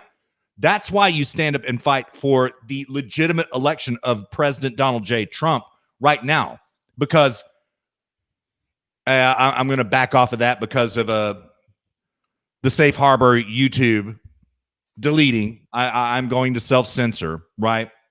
But dear listener, what does it mean when the entire Republican Party turns their back on Donald Trump and says, this is not the hill to fight and die on? What does that mean?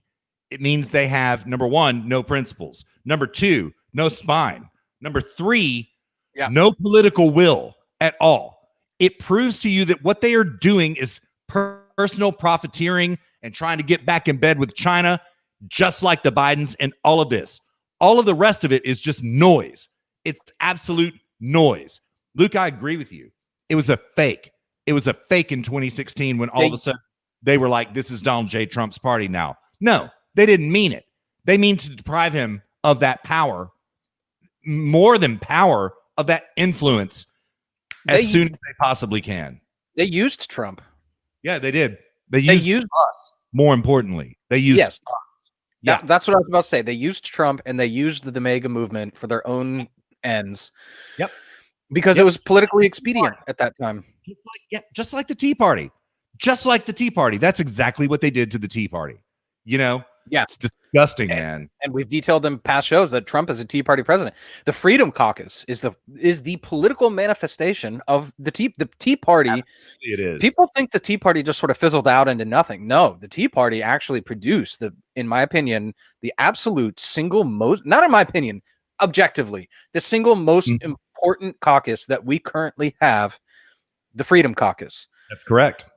They are a product of the Tea Party, and Trump figured out early on in his presidency that they are the real deal. They're the real. These are the people around whom he needs to surround himself. Yeah. And he did. So Trump is, in that sense, a Tea Party president, and they hung the Tea Party out to dry. Now they're hanging Trump, the Freedom Caucus, and every other patriot whom we have defending for our individual rights. Hung all of them out to dry. Yeah. And in doing so, are hanging our country, our republic out to dry. Yeah. Yeah. Yeah. And so the right has not melted down. They need to melt down more. Yeah. I agree. Yeah. I agree. And when I said at the end of segment 1 that they will melt down, they will. They are going to pay. Well, dear listener, Trump throws a rally. Kelly Loeffler and David Perdue come out to speak. They are greeted with demands from the crowd of fight for Trump. The crowd did not even allow them to speak, right? And then what does Kelly Loeffler do? She comes out this week and she was like, oh, yes, it's time that we draw a line in the sand and defend the election. We want free and fair elections. Then she shows up on a morning show the next day and they're like, okay, what are you going to do to fight for President Trump? Oh, well, I haven't really thought about that yet because I'm trying to get through my own election. I'm trying to win my own election. Bitch, they are one and the same, right? Your spine right now is precursory to you winning your election. And they're either willingly ignorant or stupid or deceptive. People are wrong.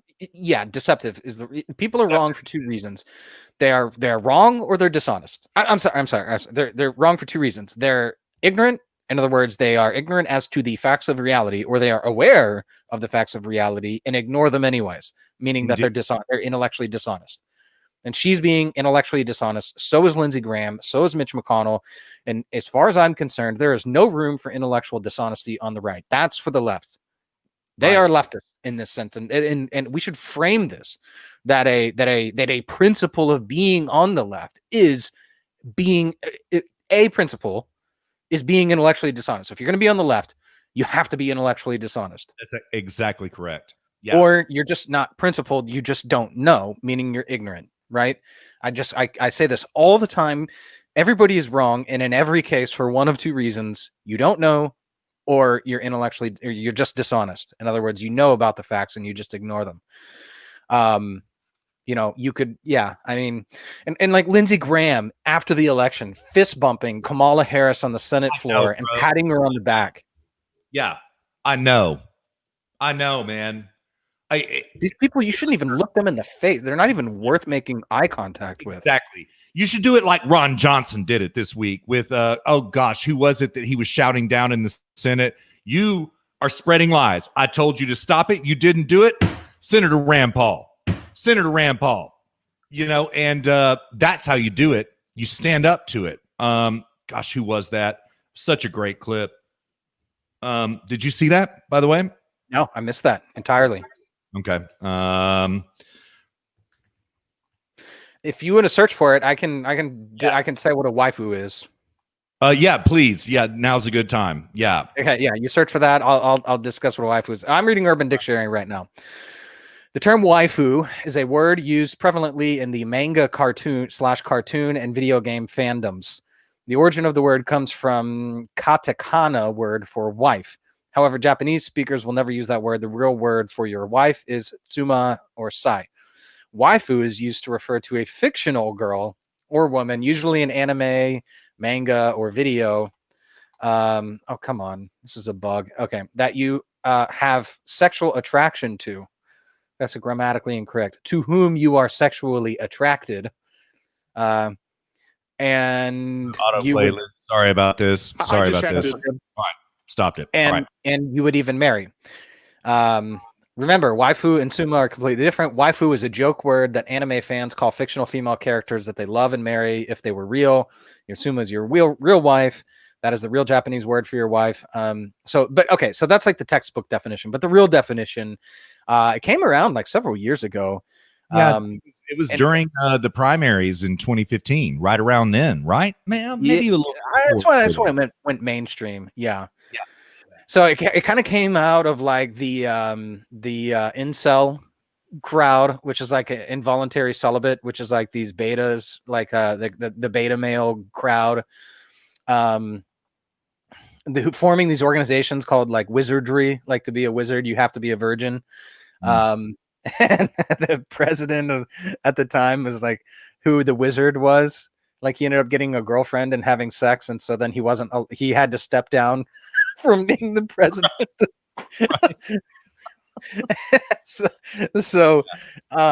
and then leave the wizard, leave being a wizard. I forget the name of the organization, but a wizard at that time was like a virgin. So then they created this like term called waifu, which comes from this anime cartoon where this like guy is staring at this picture, and then these two little girls in this anime cartoon are like, in Japanese, they're like, who is that? And then he's staring at this picture and he goes, my waifu. Waifu. Yeah. And like that moment it caught on. And so then everybody like in this whole subculture on the internet started there's a lot of people who can draw and do cartoons and stuff. And so people would do waifu requests, and they would describe what kind of a waifu they wanted to be drawn, and then people would draw them waifus, and then that was like your waifu was this anime drawing of somebody. And then like people started like 3D printing, not 3D, but they started printing like life-size versions of their waifus onto pillowcases for body pillows. And then like started posting pictures of them like sitting around the dinner table, eating with their waifu with the pillow set up across from them. And then it was like this whole debate broke out. It's like, is it better to have a 3D waifu? In other words, like a real woman, or a 2D waifu, which is like the fake cartoon one. And it just broke out into this whole thing. And so, yeah, that's what a waifu is, which is like this fictional Japanese anime cartoon drawing of a waifu. Russ just completely dropped off the screen.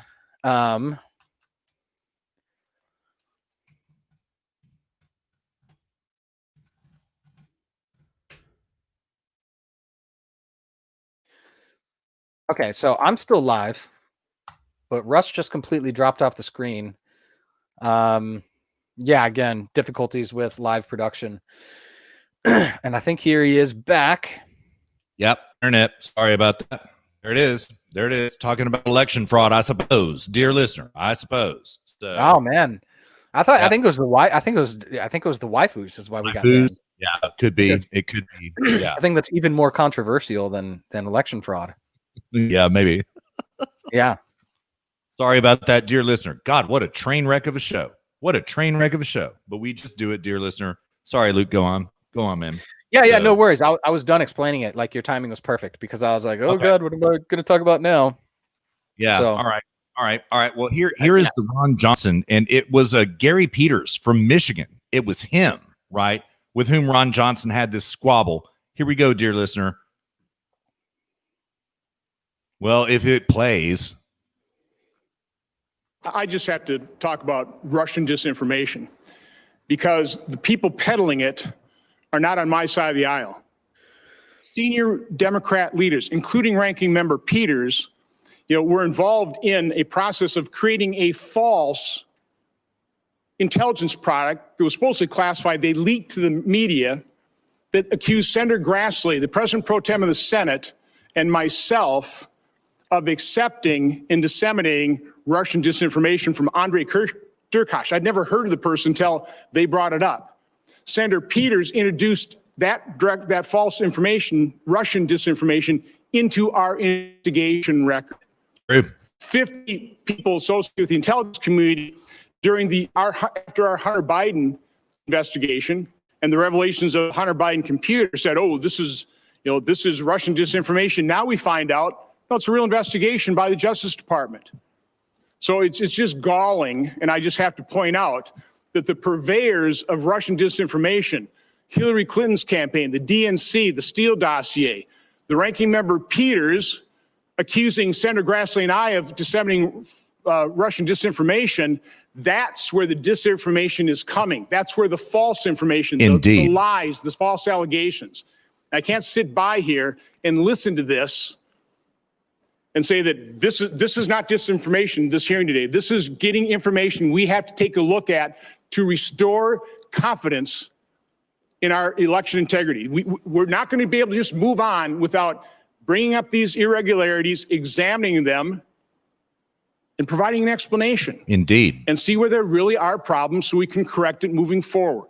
Senator Paul. Mr. Chairman, I got to respond to that. I mean, you're saying I'm putting out information. Well, one, I had nothing to do with this report. You lied repeatedly. I did not. You lied repeatedly in the press that I was spreading Russian disinformation, and that was an outright lie. And I told you to stop lying, and you continue to do it. Mr. Chairman, this is not about airing your grievances. I don't know what rabbit hole you're running down. You talked about Russian disinformation. Rabbit holes. Senator Paul. This is simply not what we're dealing with. But, Mr. Chairman, you can't make these false allegations and then dropping it there. That is why this needs to return back to its partisan things. This is terrible what you're doing to this committee and all the great work that you talked about. It is what you have done to this committee. It is not falsely accusing the chairman of spreading disinformation. Nothing could have been further from the truth, and you're spouting it again, which is why I had to respond. Senator Paul. Mr. Chairman. Judge Storm. This is outrageous. Judge Storm. That's how it's done right there, dear listener. And I'm not the biggest Ron Johnson fan. I don't find him to be quite forceful enough for this moment. Glad he's there right now. But that's how you stand up to the lies right there. You call them out. You call them out, right? And Rand Paul spoke next, Luke, and he did a pretty damn good job himself. So, yeah, we'll save it for some other time. Yeah. Yeah, dude. I like the direction that the party is going right now. I know a lot of people are black-pilled and they're like, oh, well, if we lose our apparatus for voting, we lose everything. Do we have an honest country without an honest vote? No. But is if these two senators get elected in Georgia, is all lost? No. Yeah. Not necessarily. I mean, look, like things are just getting started. This doesn't solve itself within a couple of years. I mean, this may take decades. Right. To root all of this out. There's only so much that they can get away with. Remember, 30% of Democrats think that the election was stolen. Like they're going to have to go to like Venezuela levels in the next election of theft. And then it's going to be so abundantly clear that our case is just open and shut. Like they just basically what that means is that the Democrats just bled 30% of their own party. They just sacrificed a third of their own party to make sure Trump doesn't get elected. Yep. So Just think about that for a moment. So this is, it's bad for the country, but it's good for the cause in the long term. In the short term, it's bad for the country, but in the long term, it's good for the cause, because people are waking up and they're not going to put up with this bullshit anymore. And it's just becoming so abundantly obvious to everybody, all the shenanigans, the chicanery that's going on right now, that there comes a time in which people are just no longer going to put up with it. And I'm gonna ask you something, Russ. This is what I got into this on Twitter, not feud, but this like argument with this lady on Twitter. Okay. Actually, let me see if I can find the tweet. I don't want to misquote myself. Also, dear listener, while Luke looks this up, Luke hits on a very major point, which is exactly what I talked about in episodes number 105 and 106, consent of the governed. Consent of the governed is required in the United States, and there does not seem to be consent of the governed right now in any stretch of the imagination. Furthermore, I will double down this point with this observation. If the Republicans cuck like they are going to do, right? If they cuck and they don't stand up for Donald Trump, at least stand up for the election process. At the very least, do that.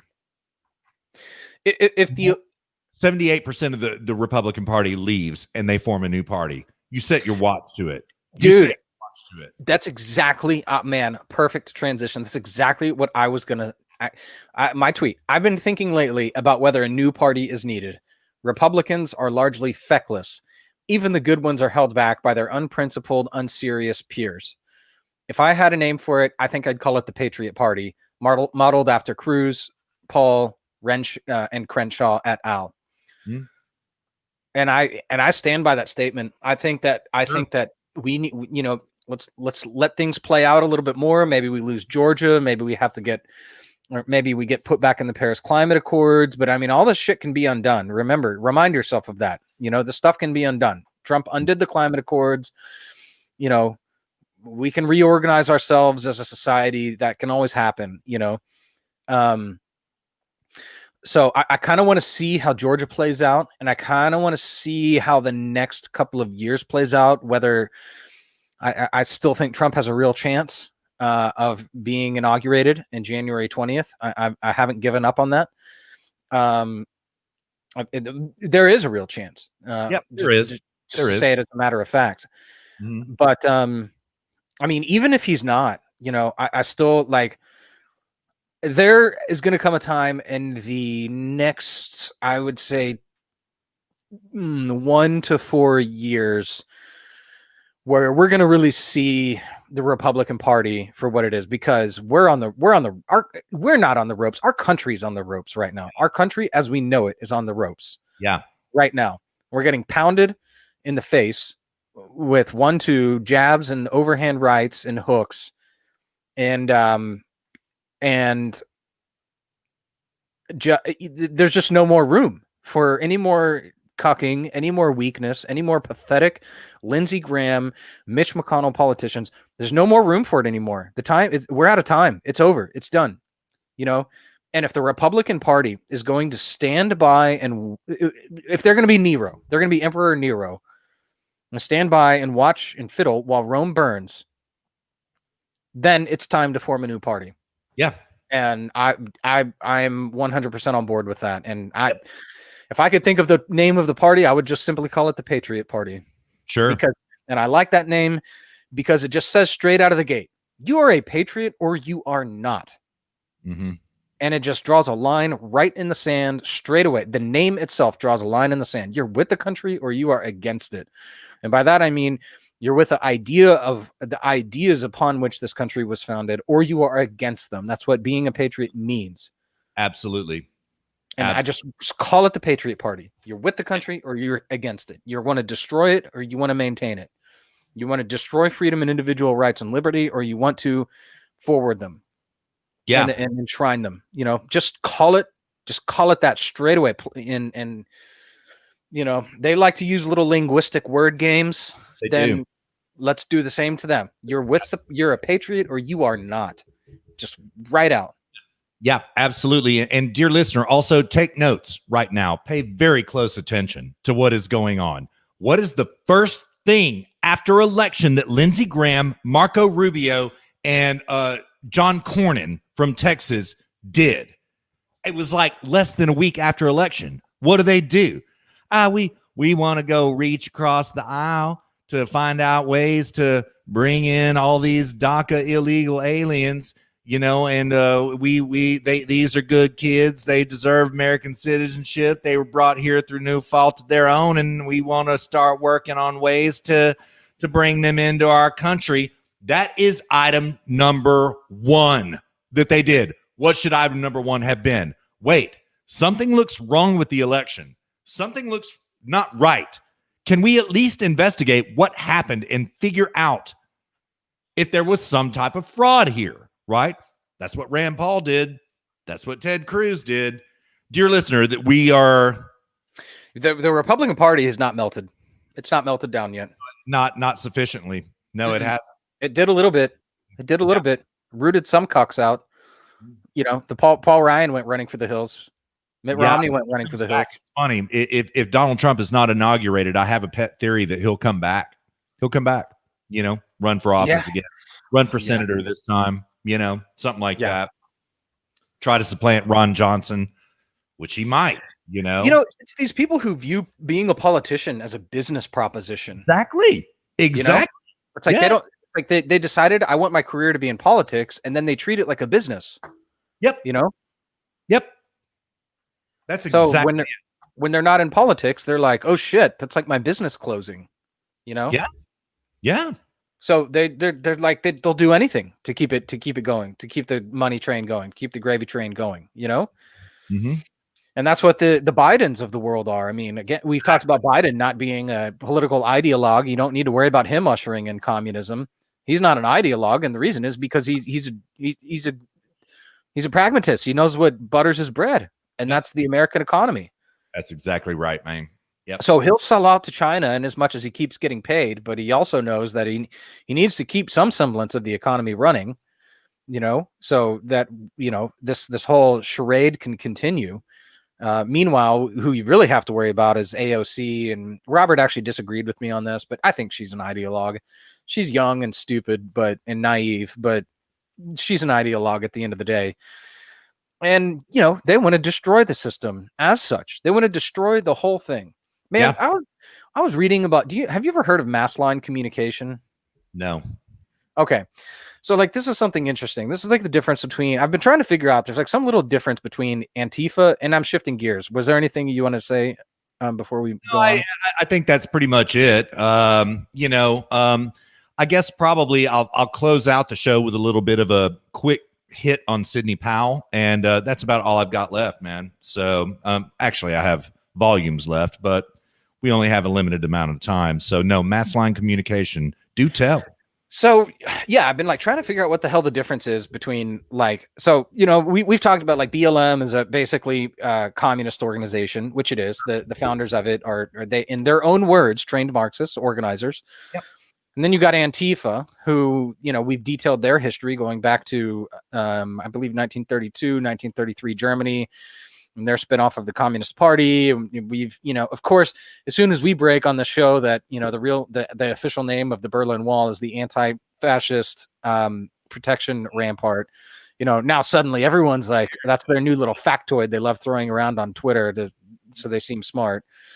I don't know, man. We say stuff, and then it's a week later, everyone else is just saying it. It's a meme. You know what I mean? Yeah. It's like meme reality on this show. I know it's crazy. So yeah, and I don't I really do mean that. It's this has happened numerous times where it's we say something, and then it's a week later on Twitter, everybody is saying it. I don't, we were first to call it a coup. We were the first to call Spygate. Yeah, another one. Now it's and then that one took a couple months to catch on, but then everyone's like, oh, it's a coup, yeah. So anyways, I've been trying to figure out what the hell the difference is between Antifa and BLM. Antifa's tactics are what's called propaganda of the deed. I read a piece about this. Oh, where did I read it? Yeah, which is lending moral courage. It's watch us, see what we're doing. Go take to the streets. Look what we're doing. You're sitting at home doing nothing. Dude, I think I talked about this on the show a couple weeks ago. Maybe that's how I got told about it, but then I looked into it. Maybe so. Maybe so. Yeah. But then BLM is mass line communication, which is sort of like, hey, we need to fight the culture war. Yeah. Like, we need to infect the universities. We need to get women on our board. We need to get minorities on our side. We need to get like basically everything that's happening is mass line communication. It's a Maoist tactic, and that's what Mao did with China to get everybody on board with their ideas. Was what's called mass line communication. And how did I even get onto this? What was I? We were talking about.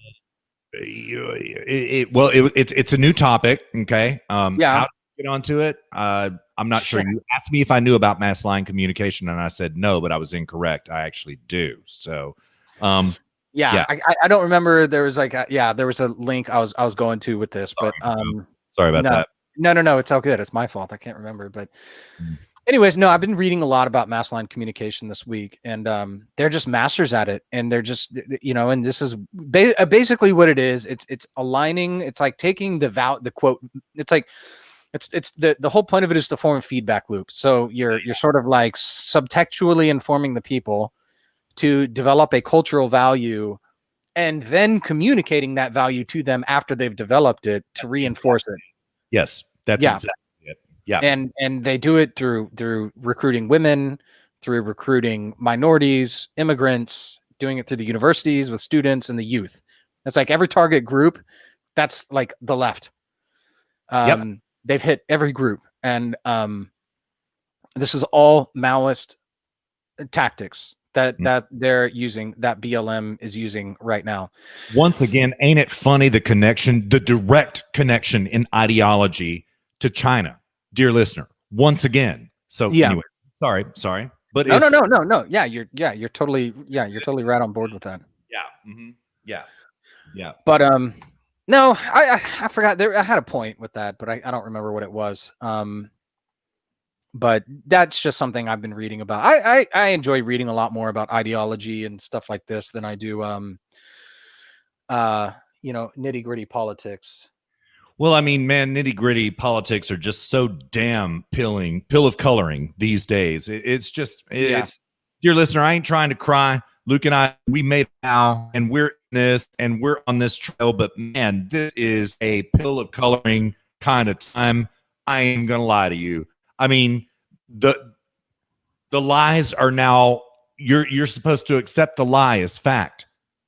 In every case. Right? It's not just the election. It's not just the Kung flu. It's everything. You must accept the lie as fact. It's like Greta Thunberg. You will eat the bugs. You will eat the bugs. It's like that. So. Yeah. Well, before we go, because we're at 2 hours and 10, so I got to roll here soon. But before we go, let's talk about the Christmas show. What are we doing? When do you want to do it? All right. Let's do it the 23rd. Nate, we saw you on. John, we saw you on. We would like for y'all to attend if possible. I am pretty flexible on the 23rd. I'm going to be wearing my Santa hat again. Dear listener, it's sort of an open invitational, I suppose, Luke, right? Just do it that way. Whoever wants to come. Shayna, I would love to see you on the Christmas show. If you would come, that would be lovely. Robert, if you would come, that would be lovely.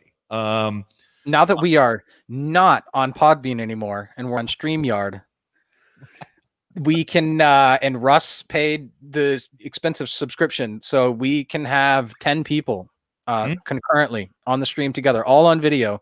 You don't have to be on video if you don't want to, but seriously, dear listener, like, hit us up. If you want to be on the Christmas show, we're gonna white pill. We're gonna discuss everything that we always discuss: history, philosophy, politics, capitalism, everything in between. Christmas. We'll keep it light. We'll keep it positive. You're welcome to join. We have a few people to whom we will specifically reach out: Dan, Nate, Robert, my sister. Man, Kyle and Ross. Why didn't I think of that first, man? Kyle and Ross. Y'all got to get up in here. I got an announcement about that as well. Yeah. But yeah, so the 23rd, next day's Christmas Eve. I'm off that day. I don't know, man. Can we do a Christmas show like in the morning American time? I don't know. That feels weird. It seems like it needs to be like early afternoon. I would err toward early afternoon. Yes, sir. All right, let's tentatively plan it for 2 p.m. Central Time Zone, 9 p.m. my time. All right, lovely. So, And dear listener, we did one of these about in 2018. It was a stone groove. You heard? It was a stone groove, and it's just kind of come and go as you want. That's what it is, right? You don't have to get dressed up. You know, drops in. You can be on video. You cannot be on video. It's totally up to you. I'll send you the link. You just drop in on a studio, and then you tell me when you're ready, and I add you to the stream. Yep, you're good to go. You don't need to do anything but click on a link. Yep. You have control of whether you want to be on video or not. Yep. So don't feel any pressure. You can drop in for 10 minutes. You can drop in for, I don't know, dude. I'm down to stream for hours. Yeah. So, when we did it in 2018, was that like a 5-6 hour show? I believe it was. Well, for you and I, it's 5 or 6 hours because I mean, back then we were recording, we were doing live to tape. Right. So like to get set up and then get everyone into the show and then to produce it. I mean, it was like 5 or 6 hours, but it was a 3-hour show. Yeah. God, dude, those days were a slog, man. Yeah, they were. We've gotten more expedient now, at least that. So yeah, totally, dude. There were times where we did like a 4.5 hour show. Yeah. And like, dear listener, the setup beforehand and then afterwards to produce it was like we were on the horn for like 6.5, 7 straight hours doing nothing but the show. True story. And like, and we even cut out a bunch of that too. Yeah, we would. Yeah, we would. Yeah. Because we were like, back then we were like, oh, it has to be perfect. Now we're kind of like more okay with making mistakes, you know, but back then it was like everything has to be perfect, you know. Mm-hmm. We didn't cut out a lot, you know. We wanted to be honest, but there were, you know, like for example, like the audio shit show train wreck that happened at the beginning of the first break. Back then we would have gone through and gone through the painful process of cutting all that out, you know. True. So, and Luke, I hate when I name names because you always insult somebody by not naming them. Dave in Texas, I would love to see you. And there was somebody else I was thinking of as well that is already vacated by John. Dearest listener, if you would like to show up, I would love that. I would absolutely love that. Yeah, like John, both Johns, John Nelson and John. Yeah. Vicarious dear listener, if you would like to come, we would love to have you. So yeah. All are welcome on the Christmas show. That's for sure. We'll do a good New Year's stream too. Cool. The other announcement, Ross and I, we streamed 2 weeks ago. We're going to start doing a bi-weekly stream. So every other week, for those of you who have never had a corporate job and don't know what those words mean, because I remember it was like a corporate, I was like bi-weekly. It was like twice a week, but it's every other week. We're going to call it Of Life and Liberty. It's just a pretty typical format. We're going to just talk about probably economics. Ross is getting his PhD in economics. So this is Ross of the Shoe Bros. So he and I are going to start doing a stream every other week. It should be good. Probably about an hour and a half, something like that. Not quite sure. So keep an eye out for that. I think we're going to record tomorrow. And I'm talking to Ross about getting a whole bunch of other really cool guests, fun, exciting guests lined up from the Twitter sphere. Who are interesting people, smart people. So there might be, it's going to be a good time. It's going to be a really good time. The Christmas stream is tentatively right now, 2 p.m., the 23rd. Don't miss it, dear listener. But if you do, it's all good. You can listen later, but you just won't be able to live chat. Well, I enjoyed the last one, man. So yes, congratulations. I really enjoyed it. So yeah. Oh, thanks, man. Yep. All right. Well, I think that does it for this show. I had some stuff to say about Sidney Powell, but yes. Some stuff's going on with Sidney Powell. There was a meeting in the Oval Office with Rudy Giuliani on the phone, Sidney Powell, Michael Flynn, Dan Scavino was there. Some hostile words were exchanged, and it's really looking like our president is going to come out and fight now. And it is underreported, but Sidney Powell is reported to have said, well, you're just a bunch of cowards and quitters. So wow. So we'll see how this goes. And Wow. you're just a bunch of cowards and quitters. So she's not wrong. Yeah. Watch this space. Watch this space. So that's all. Well, yep. Till the 23rd then. Indeed. Yeah, that's a whole 3 days away. So this Sunday, dear listener, the 20th. We will see you in 3 days on Wednesday, the 23rd. Can't wait. Cannot wait. Oh! Before we go, there was something you said. You had feedback at the before we recorded. You said you got listener feedback, but we never talked about that. It was the request for platforms, and also I got some feedback during the show about defining waifu, and that also, dear listeners, spelled WAIFU, waifu. So okay. So it was about platforms. Yeah, dear listener, we're in a transition phase right now. We fully intend to bring the audio. We're going to put the audio. We know you like the intro with the music and the outro with the music. We are just, sometimes you kind of have to take a step back so that you can take 2 or 3 steps forward. And we're just in the middle of that transition right now, where we're trying to ramp up we're trying to up our game on production standards. And in order to do that, we had to strip away a couple of production aspects that we normally do. So don't worry, we are in the process of getting everything ported out back into audio form. I don't know if I'll have the time to go produce everything and backport like 7 shows, but I'll try. But you can rest assured that we're not sitting what's the term, sitting on our haunches, is that right? That's right. Resting on our haunches about laurels, this. Right, yeah, laurels. Yeah. So we are we're gonna put it. It's gonna everything's gonna come together. Don't worry. We apologize that it's kind of just been YouTube and just been live stream and not have the intro and outro music. That problem is going to be solved in the coming couple of weeks. It just takes a little bit of time for us to deboomer and get it all put together. That's absolutely right. And also, dear listener, there will be a forum here pretty quick. John and I will do a forum pretty quick. We've already discussed it. We had a target for last week, just didn't get it done. That's it, for honest reasons. And I'll tell you about that some other time. That will remain audio exclusive. That's not going to be on YouTube. That will remain audio exclusive. So, and also I formally commit, dear listener, I will do a bots before New Year's Day. I promise you. Oh shit. Is bots returning? Bots cometh. Yes, bots cometh. That also will remain audio format. So what are you going to talk about without the Russian Kalusia hoax? I'm going to do my top 5 stories for the year. So okay. Kind of doing prep on that right now. So yeah. Okay. I like that. Top 5 stories of the year. We used to do that in updates where we were like, where it was like the Bush education, No Child Left Behind. It was like we were gonna do like the No Story Left Behind, where we were like, you talk about one thing and then next week it's just a story, memory hold. Right. Mm-hmm. And then that lasted for like a month, and we were like, yeah, okay, that wasn't actually that. I think the secret sauce there is just curating better. Yeah. Right. You can't just talk about everything that happened that week. You have to curate and know, like, yeah, this is bullshit. Yeah, that's unimportant. Yeah, we're not going to be talking about that next week, and just kicking all that stuff out in the first place. Yeah, there is that, but another thing, if I may say, which I do, that I think we've gotten really good at, is drawing commonalities and similarities between different things. Yes, things. Yeah, for sure. So you can invoke lots of things very quickly under a bigger tent, right? So totally. Yeah. Republican, we're the big tent party now. Oh my God. So yeah. All right, man. Well, you want to take us out?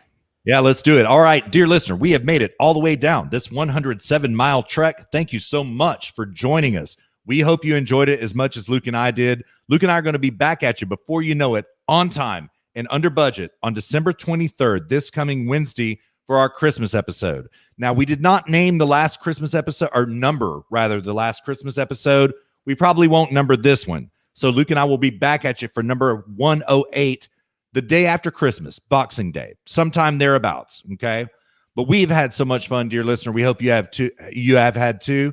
Luke and I will be back at you before you know it. In the meantime, dear listener, have a wonderful Christmas season. Take care of yourselves. Take care of each other, right? Pray for our president. We're going to get through this. We guarantee you. And meanwhile, Luke, you take care of yourself too, brother. We'll be in touch. Likewise, brother. Peace. Bye.